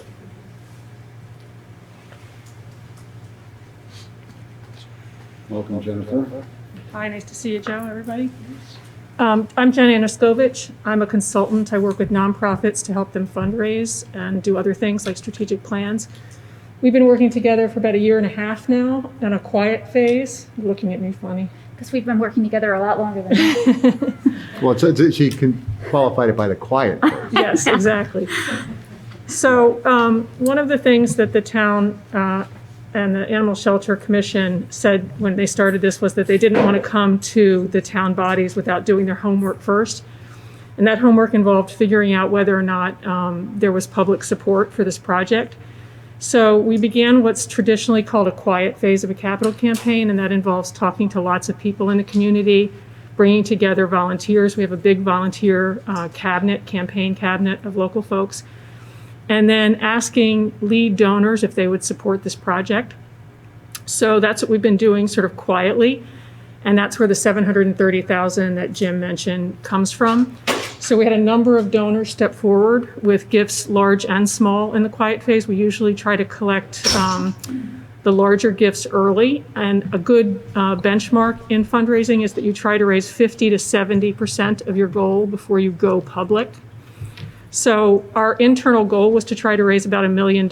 So we were hoping to raise about $500,000 to $700,000. And in fact, we actually raised $830,000. We raised 80%. $100,000 of it is dedicated to animal care, not to the building. So that's sort of off to the side. So that quiet phase tells me, based on lots of other campaigns that I've been involved with, that this is a very well supported and loved animal shelter, that people are eager to volunteer, to give money, to be active. The campaign's been a lot of fun, but almost all of this came because the animal shelter, its staff, and its commission are so well loved in the community. They've spent 17 years building a truly exceptional shelter. So the next phase in terms of raising money on our end will be that we will go public, and we won't do that until after the town bodies have approved this project, obviously, and hopefully right after the town bodies approve this project. And our challenge in a COVID world to raise the difference between the $730,000 and the $1 million that we're hoping to raise is pretty steep, given the fact that we can't assemble in the same ways. But we've got a really creative peer-to-peer virtual fundraising platform set up and ready to go. And we're planning to do lots of other outreach, some virtual type events, some mailings. We've got a good schedule of activities, so we feel pretty confident. I will tell you that the kind of secret weapon in all of this, that again, the shelter gets a lot of credit for, is that they have a Facebook following of 25,000 people. That didn't happen overnight. If you're not following the shelter on Facebook already, you should follow them right away. It is not uncommon for a post to get shared, 300, 400 times? Yeah, like 2 weeks ago, we had a 500,000 people view our stuff. So even though we have 25,000, I can do stats on what's going on and who's actually seeing our stuff. So it was pretty amazing. And it was because we had an elderly dog and that just blew up. But it's really pretty awesome. And to give you a sense of what that means for Branford, because this is pretty astounding, of the 730,000 raised, 365,000 came from outside of Branford. Madison, Guilford, New York City, some really significant giving from outside of Branford. And I will say that the commission members, the people that sit on the Animal Shelter Commission, themselves gave more than $250,000 in gifts. So pretty tremendous support. And so I think there's a lot of excitement in the community for this. So we're excited about the campaign. Very good. Thank you. Questions from Jennifer? Thanks, Jim. Okay, anybody else?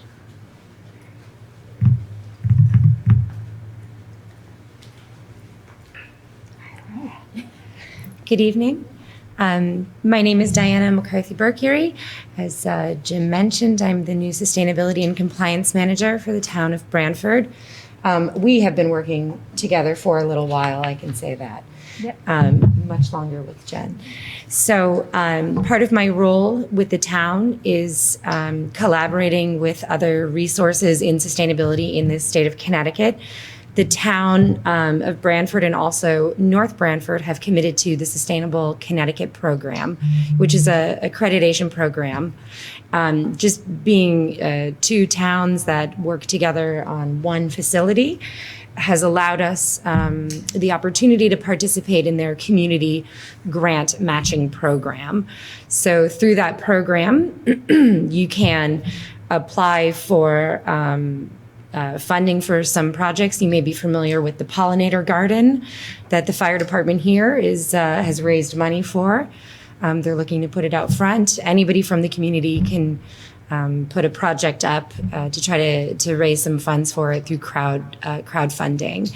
And so because this is a multiple town project, we can raise $25,000 under this program, and they will match us $25,000 if we raise that. And that can go towards offsetting some of the costs for the animal shelter. Additionally, having worked at Eversource in the energy efficiency department, I'm very familiar with how the incentive programs work for building efficiency technology. And part of the goal with the new building is to upgrade to newer technology that is going to allow operating costs to be much lower, the building to be more efficient, healthier, safer, more comfortable of an environment for all who are in there. And so we've worked closely with the other Eversource engineers in the energy efficiency department and with some of the engineers at the architect firm to really pool the resources together and to have an open conversation about types of technology that could be appropriate for this new building, both to keep the carbon footprint down, the operating costs down, and also to generate additional incentives for that type of technology. Thank you. Thank you. Questions? Okay, thank you. Okay. Any other questions with regards to this resolution that I did read for request for $2,895,000? Somebody like to move it? I think they did that. Oh, we didn't vote on it? Thanks, Jamie. It's a while ago. I think because we're a semi-Zoom meeting, there should be a roll call. Roll call, okay. Say your name and your vote. Okay, on this one, for every resolution? Just for this one. Okay. All right, so first we'll back up. I did entertain the motion to waive the reading of the entire resolution that's going to go to the RTM, and I believe that was made and seconded. Okay, is there any additional discussion on this? Because I think that's when we moved into discussion. All in favor on that? Aye. So everybody had aye. Is there any opposed? And none abstained, so it's unanimous. Is that close enough? Okay. So that's on the waiving of the reading. And then the second, I'll read it again, the shortened version is to consider and if appropriate, act on the following resolution. Resolution appropriating $2,895,000 for the renovation and expansion of the Branford Animal Shelter and authorizing the issuance of $2,895,000 in bonds of the town to meet said appropriation, and pending the issuance thereof, the making of temporary borrowing for such purpose, and to recommend the resolution for adoption by the representative town meeting. I'll move the resolution, Judge. Bob's motion is made by Bob Imparato, seconded by Victor. Discussion? All in favor? Aye. Opposed? Abstention? Unanimous.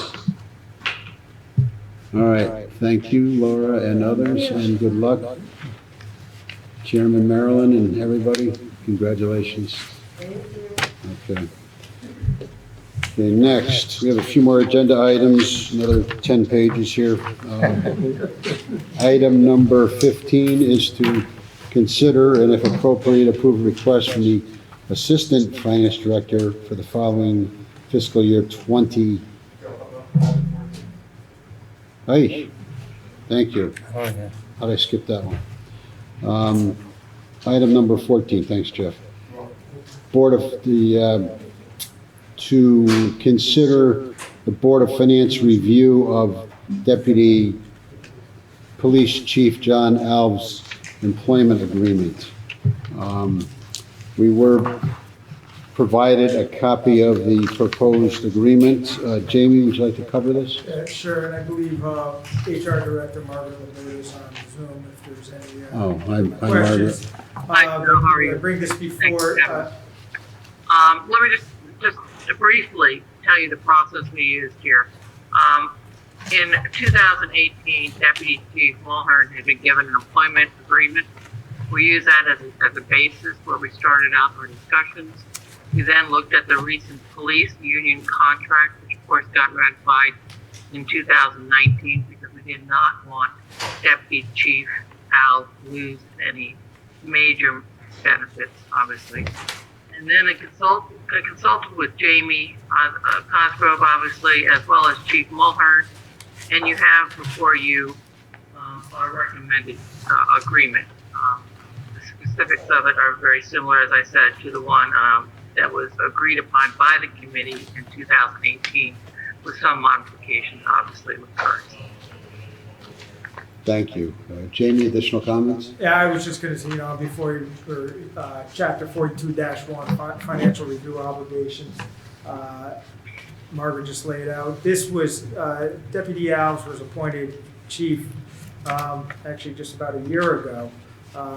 We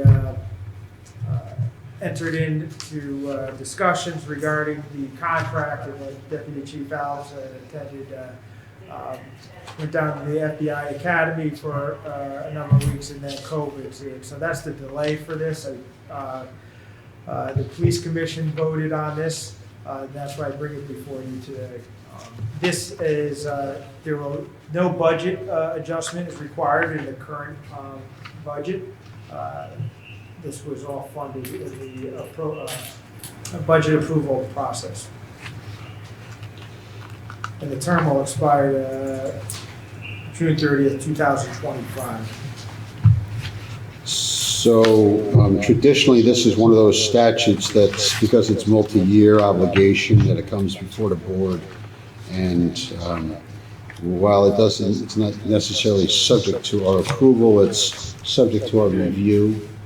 It's kind of one of those different types of statutes that we operate Yeah, under. yes, your advisory to the Board of Selectmen. Advisory. Board of Selectmen will be actually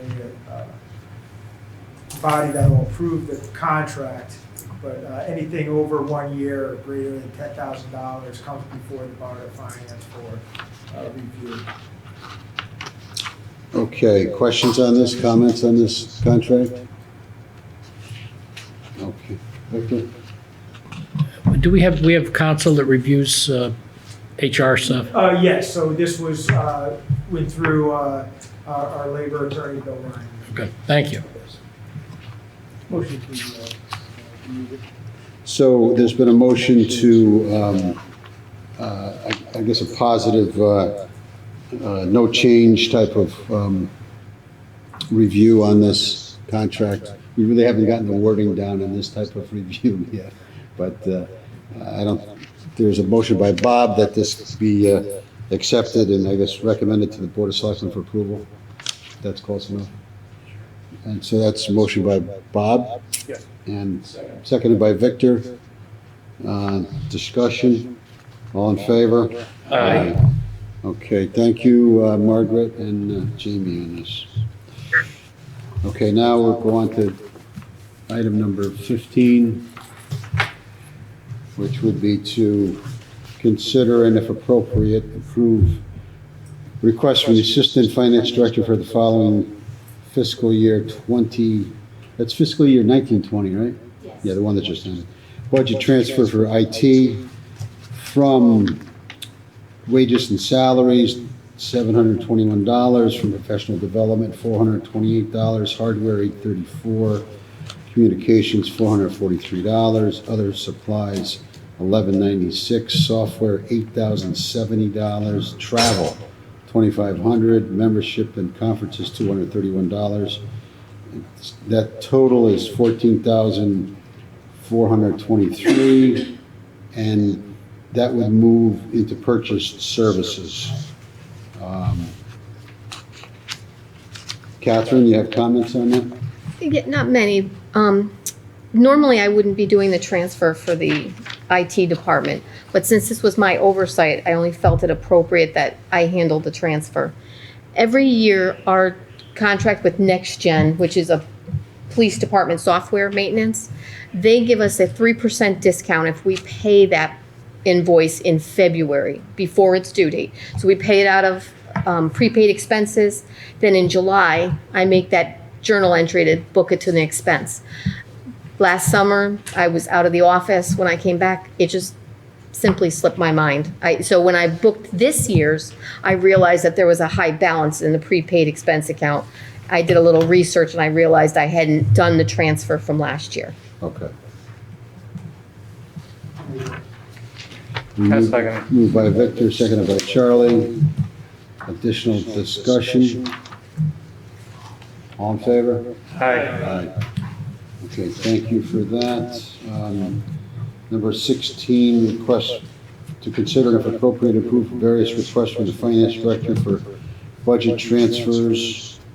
We will start with the FEMA from contingency, $150,000. Operating transfers out to FEMA, $150,000. This is old year, Jim? Yeah, this is old year, and I sent the revised letter. It's, my narrative said 125, my transfer was 150. The letter should have said 150. It is old year. The 150,000 coming out of contingency and all the other items on the agenda tonight leaves a balance of $383,934 in the contingency account. This FEMA fund, which was created back in 2012, was designed to assist the town in dealing with various disasters. Many of these disasters end up being declared a disaster by the federal government and the state. There are occasions when they're not declared, but nonetheless, they're extraordinary events, and we track them so that in the event they eventually do become declared. So what I'm saying essentially is you had a couple of events that have happened, some are ongoing. So COVID-19 has been declared a disaster. That's an ongoing event. We don't necessarily have an end to that. So the town is incurring costs which they're recording in this fund. Then you had the storm Isaias, and we were tracking expenditures for that. That has yet to receive a declaration. We're not certain they will receive a declaration. And then we have the storm last Thursday, which has not been given a name. And the cleanup with that, from what I understand, is tremendous, as the first selectman said. It's ongoing and it will take some time. The challenge with that one, and I'm not an expert on this, is that the storms were somewhat isolated, so there's different thresholds that have to be met, both on a state level and on a county level. And you may recall from when you saw it on the news that really the hardest hit areas was Brantford, North Haven, parts of Hampden, and East Haven. So, if you were living in other parts of the state, I remember calling my mother in Norwalk. I said, "How are you? How'd you make out?" She says, "It's fine. Things are sunny here." And meanwhile, my neighborhood's wrecked with all these trees down. So, unless it hits the whole state, unless it might be an uphill battle for a declaration to be declared. So, Jim, conceivably, you would have asked for this sooner in the old fiscal year versus now in the new fiscal year, pulling it out of the old fiscal year? Well, the reason we put it in the FEMA fund is it will carry forward. Right. So it's almost like transferring from a capital. Yeah. And we did start the year with a balance in the fund, so it never started with zero from past storms. And what would typically happen is when we would ask for money from the Board of Finance, we were making an estimate as what we might get back from FEMA, and I try to be a little bit conservative and use like a 65% reimbursement rate instead of 75, because chances are that some stuff may be ineligible. So. Also, no, I'm just concerned about I'm not concerned, but I'm just commenting on the timing of charging the old fiscal year for it. Well, it's similar to what we've done towards the end of an old fiscal year with capital projects. We've taken some contingency balance, we put them in a capital fund because the capital fund, isn't tied to the fiscal year. So essentially, this $150,000, if we didn't do this tonight, would flow back to fund balance. Then I could conceivably ask for an appropriation out of fund balance. It would, if you look at a 2-year period, it would probably cancel each other out. We do have a large, fund balance appropriation in next year's budget to begin with, and we had a relatively mild year for storms. So, thanks, Jim. Okay. Questions on this 150,000?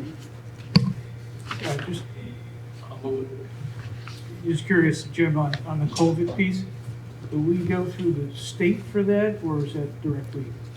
The COVID piece is interesting. There's a lot of elements there, and the Board of Eds are treated a little bit differently. So there's COVID money through the CARES Act available to the Board of Ed. There's a state coronavirus relief fund for the town, which they've earmarked $104,000. The guidance from the state changed a little bit over time. Where they currently stand is you apply to FEMA first, and then you go to the state second. We've also received some COVID relief funds from Health and Human Services, and that was primarily driven by the number of Medicare patients that are seen, primarily by the fire department and ambulance revenue, and then also probably a much smaller area with the counseling center. I'm also aware that hurricane season is just starting, and they're projecting more storms ahead. So there's a variety of funding sources. There's also some damage at one of the schools. Board of Ed will pursue an insurance claim for that. So there's a lot of different pieces to this, but kind of I think where Joe was heading, if I was going to ask for money from the old year into the FEMA fund, recognizing that this is an August meeting and maybe there's a bite of the apple in September, that this is probably a good time to do it. I was actually going to hold off, but this letter was written late Friday after what had happened in Branford. So, to your point, Joe, some of it was response-driven in a way. Yeah. So, Thanks, Jim. yep. Charlie? Any of the funds that you get from the COVID sources, are they loans or are they gifts? The grants. Grants. Yeah, so you would call it a gift, I All guess. right, so they're not refundable. They're not repayable. They're Right. No, we don't. They're refundable. I mean, so they don't, they're grants that don't turn into loans? Correct. Okay. Okay, so I think we're still on this. Victor was moving a $150,000 transfer, seconded by Robert. And discussion? All in favor? Aye. All right, so that's A. We got to go through the whole alphabet here, so we'll take them one at a time, I guess. Next one is dispatchers for fiscal 20 from contingency 83,586 into wages and salaries 38,719, retroactive wages 44,493, and accrued payroll expense 374. Jim, I think you had mentioned that if all of these transfers get approved, then the contingency balance would be around 383,000. Correct. 934. Okay. Yep. Yes. Okay. Just reiterating that. Thank you. And this the dispatcher's contract. There's basically what you have on your agenda tonight is the budget adjustments for three contracts. There's the town hall union employees, the recreation department, and the police dispatchers.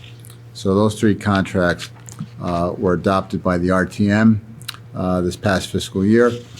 And these are the budget adjustments to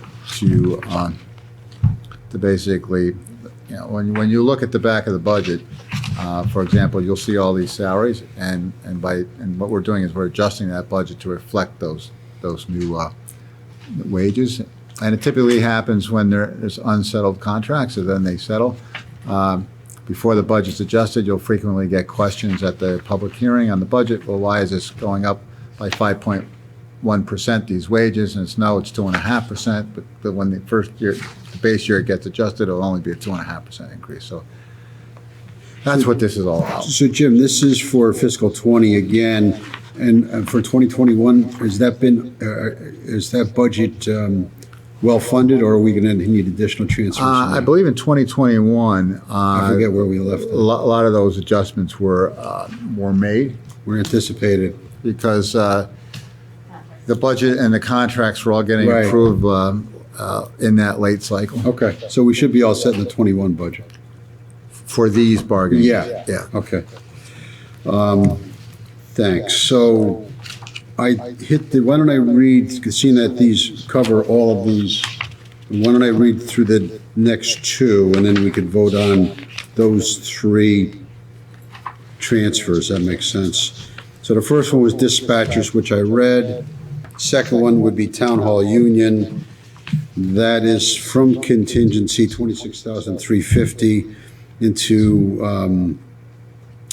all wages and salaries, 2213 for police, finance $4,005, assessor's office $49.80, tax collector $25.76, town clerk $3,780, planning and zoning $11.86, inland wetlands $13.09, sewer utility $13.80, public works $13.55, solid waste $11.74, and engineering $22.39, and then a bunch of small amounts for accrued payroll expense. Again, $18 for again police, and then I think it follows the same pattern here. I think police. $31 for finance, $38 for assessor, $29 for tax collector, $10 for town clerk. P&Z is $9, and we'll throw $18 towards inland wetlands. And I think that rounds that one out for the $26,350. Again, these are all adjusting based on the contract approval by the RTM. And then the third piece is the Recreation Union, which is a transfer from contingency $11,107, going into GGB, General Government Buildings, $3,226, Recreation, $7,796, and again, accrued payroll for $25 for GGB and $60 for Recreation. So I would entertain a motion for those three transfers, one for the $83,586, another one for the $26,350, and the third one I just read, $11,107. I'll second it. Motion's been made and seconded. Is there discussion? Questions? All in favor? Aye. Okay, thank you on that. Next is Sewer Utility Fund, and that's a transfer, operating transfer in, which would increase the utility fund by $1,380. It would also increase the expenditure side of the budget for wages and salaries, $1,355, and accrued payroll expense of $25. Somebody want to move that? Second. Moved by Victor, seconded by Jeff. Discussion? All in favor? Aye. Next is to increase the total budget. So resolved that the Board of Finance recommends to the RTM the transfer out of $1,380 to the sewer utility fund to fund salary changes pursuant to the collective bargaining agreement for the town hall union. Yeah, basically, there's a town hall union employee who works out of the sewer utility fund. I got you. Okay. Yep. Just questioning it. This transfer will increase the fiscal year 2020 budget in the sewer utility fund from $4,535,637 to $4,537,17. Move the resolution. Motion's been made, seconded by Bob. Discussion? All in favor? Aye. Okay, next is the transfer for accumulated sick payouts, which is contractual. Request is from contingency $34,992, and it would fund executive accumulated sick for $4,808, tax collectors account for $1,263, GGB for $47,83, general government buildings, and for public works, $24,138. Would fund those different accounts. And it is pointed out by Jim, this transfer covers the contractual mandated payouts for accumulated sick for 96 hours in the executive department, 40 hours and 40.75 hours in tax, GGB of 160 hours, in public works of $816. And these are based on retirements, Jim? Yes, when either retirements or people got other jobs. So they either move to a different department or they or they move to another employer. Move to another employer. Okay, retired or left town employment. Yep. As mandated by the contract. I'll move this. Victor's moved it, Second it. seconded by Jeff. Charlie, you have a question? No. You're good? Any other discussion? All in favor? Aye. Thank you. Next is tax appeals and other legal expenses. The request is from contingency $59,000 and from tax appeals $40,000 for a total of $99,000. Transfer into legal expense $85,000 and expenses and claims $14,000 for a total of $99,000. Do we have a explanation? Yeah, there's for an this explanation request? under it, Joe. Basically, the legal budget, as we've said in the past, you have normal operations, contracts, settlements, insurance risk management issues. And then we respond to events, whether there's land acquisition, the shellfish lawsuits, Parkside Village, and eminent domain. And I think it was probably 2 meetings ago, Jamie and a gentleman from Robinson and Cole talked about the Crescent Bluff settlement. That has since been put to rest, as I understand it. That gentleman represented Robinson and Cole, and Robinson and Cole, the fees for that alone, just for Robinson and Cole, was exceeded $81,000. So you can see we're asking for $85,000, but $81,000 of that was related to that one firm on that one issue. So that was kind of the one-off that drove the budget. Right. Clearly, there's other things in the budget, but absent that, you'd probably be pretty close to where the budget was originally adopted. So, Thank you, Jim. Any other questions on that?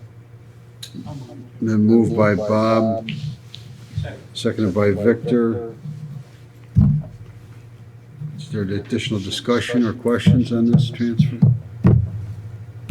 All in favor? Aye. Aye. Okay, next is municipal insurance.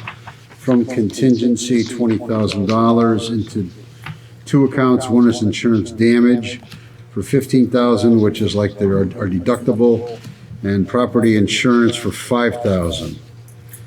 Jim has provided this information. We had original insurance damage account of $75,000, which essentially pays the portion as a deductible that's not covered by our policies. And so this would put that number up to $90,000 for the fiscal year which ended. Any other questions on this? Somebody want to move it? Then moved by Victor. Second by Joe. Seconded by Jeff. Discussion? All in favor? Aye. Aye. Okay, thank you. Next is special detail. This is, please find below resolution to increase the 2020 budget to cover police special detail costs. Please note these costs are ultimately offset through higher than budgeted revenue. So we know that when we budget this, we budget both the same amount for revenue as we do for expenditure, so it's essentially a wash. The resolution would be resolved that the Board of Finance recommends to the RTM an increase in appropriations for the fiscal year 2020 general fund budget from $115,908,944 to $116,119,944. This increase will be funded through an increase in estimated revenue resulting from special detail receipts. It would increase the revenue side of by $211,000 and the expenditure side by $211,000. Moved by Victor, seconded by Charlie. Question, wouldn't that be down, not up? I mean, because the community activities are all canceled, and that's a big factor. No, this is special detail, so this is like, for like road work? this is like the road work and hire. We have Right. plenty of that. Yeah, so what happens is we budget the revenue. All right. It used to be at $500,000 and we budget revenue expenditures. What's it up now, Jim? It's That's it. Okay, thank you. a lot of activities go through there, but basically it's a wash. Correct, Jim? Okay. You good, Harry? Fine, thank you. We had a motion that was seconded. We had discussion, additional discussion. All in favor? Aye. Thank you. Next is General Government Buildings, GGB, and it's transfer from regular wages, $17,400, from overtime, $11,000, from purchase services, repair and maintenance, $3,000, and from fuel oil, $27,000, for a total of $58,400, and move that into utilities, $58,400. And this is for what, Jim? Essentially, when the community house was open, it houses obviously the senior center and the rec department. We basically took those utilities and now are recording them in general government buildings. And, timing is everything. Alex, who's probably still on the call, was transferring out of his utility account, so he kind of got the benefit of this. But essentially, putting all of those utilities in general government buildings, as opposed to where prior some of that was in the rec department. Additionally, it's a bigger building as well. So.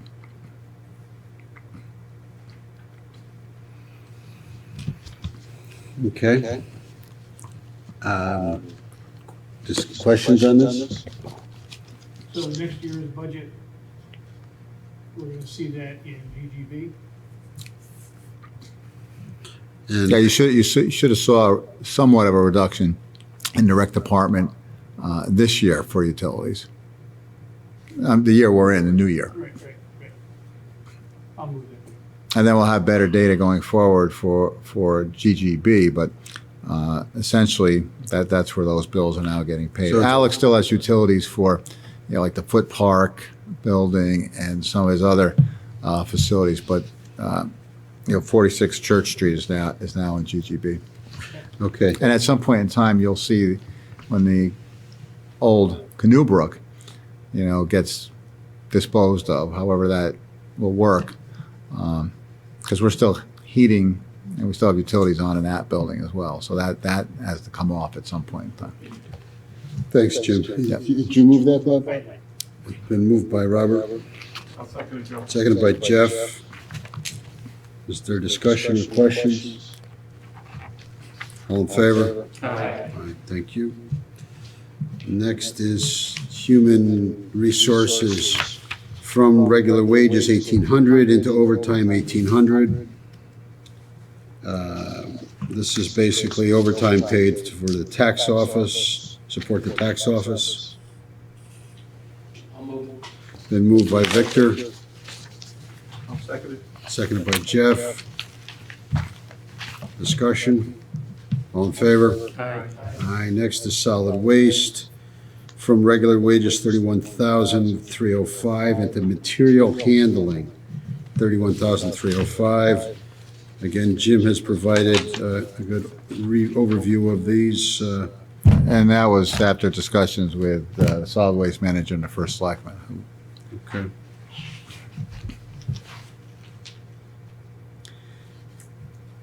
And this is really the contamination rate that's pushed this, Jamie? Yeah, correct. It really has to do with the combination we've been dealing with the last couple of years, the fallout in the recycling market, and under our agreement, they have a higher fee for what they refer to as contamination, that means other recyclable materials that are in our recycling stream. It's not contamination in the terms you may think about it, but that kicks in a higher rate. We feel this current budget year, we have accounted for that, although we are, and part of the reason Diana's here, we are evaluating our collection system, as well, our collection process, as well as the transfer station, and try to improve the quality, I guess, or get those costs down. Okay, thanks on that. This is all fiscal 20 as well, correct?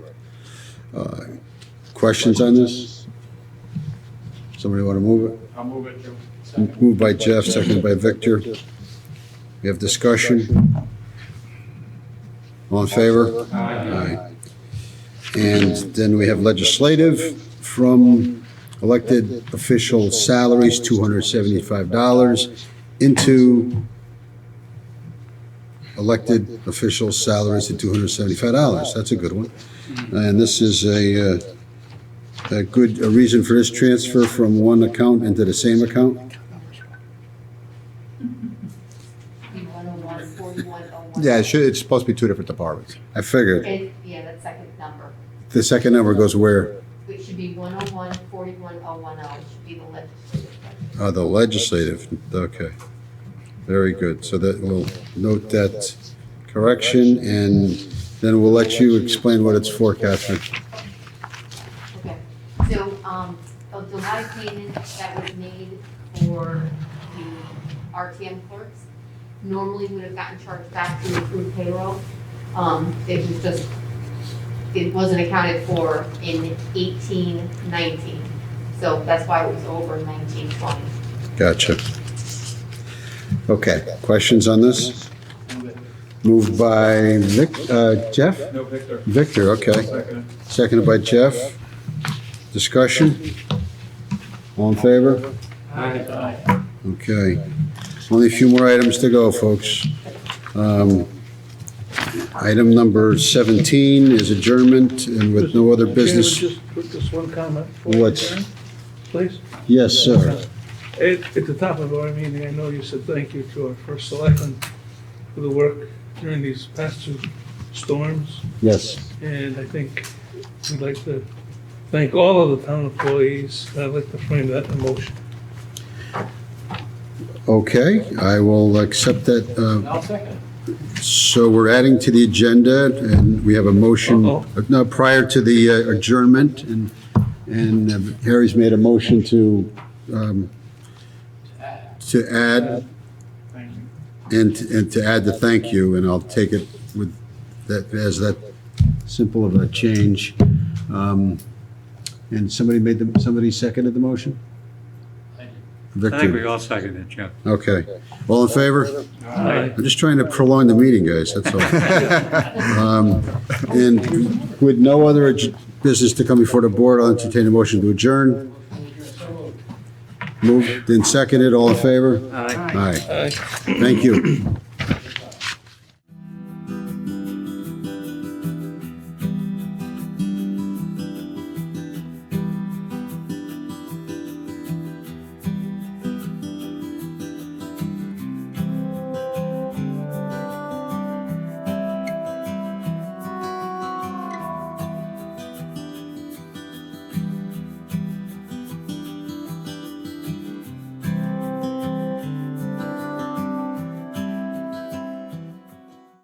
This program was brought to you in part through the support of the Town of Brantford. Watch town meetings and other videos on demand at BrantfordTV.org.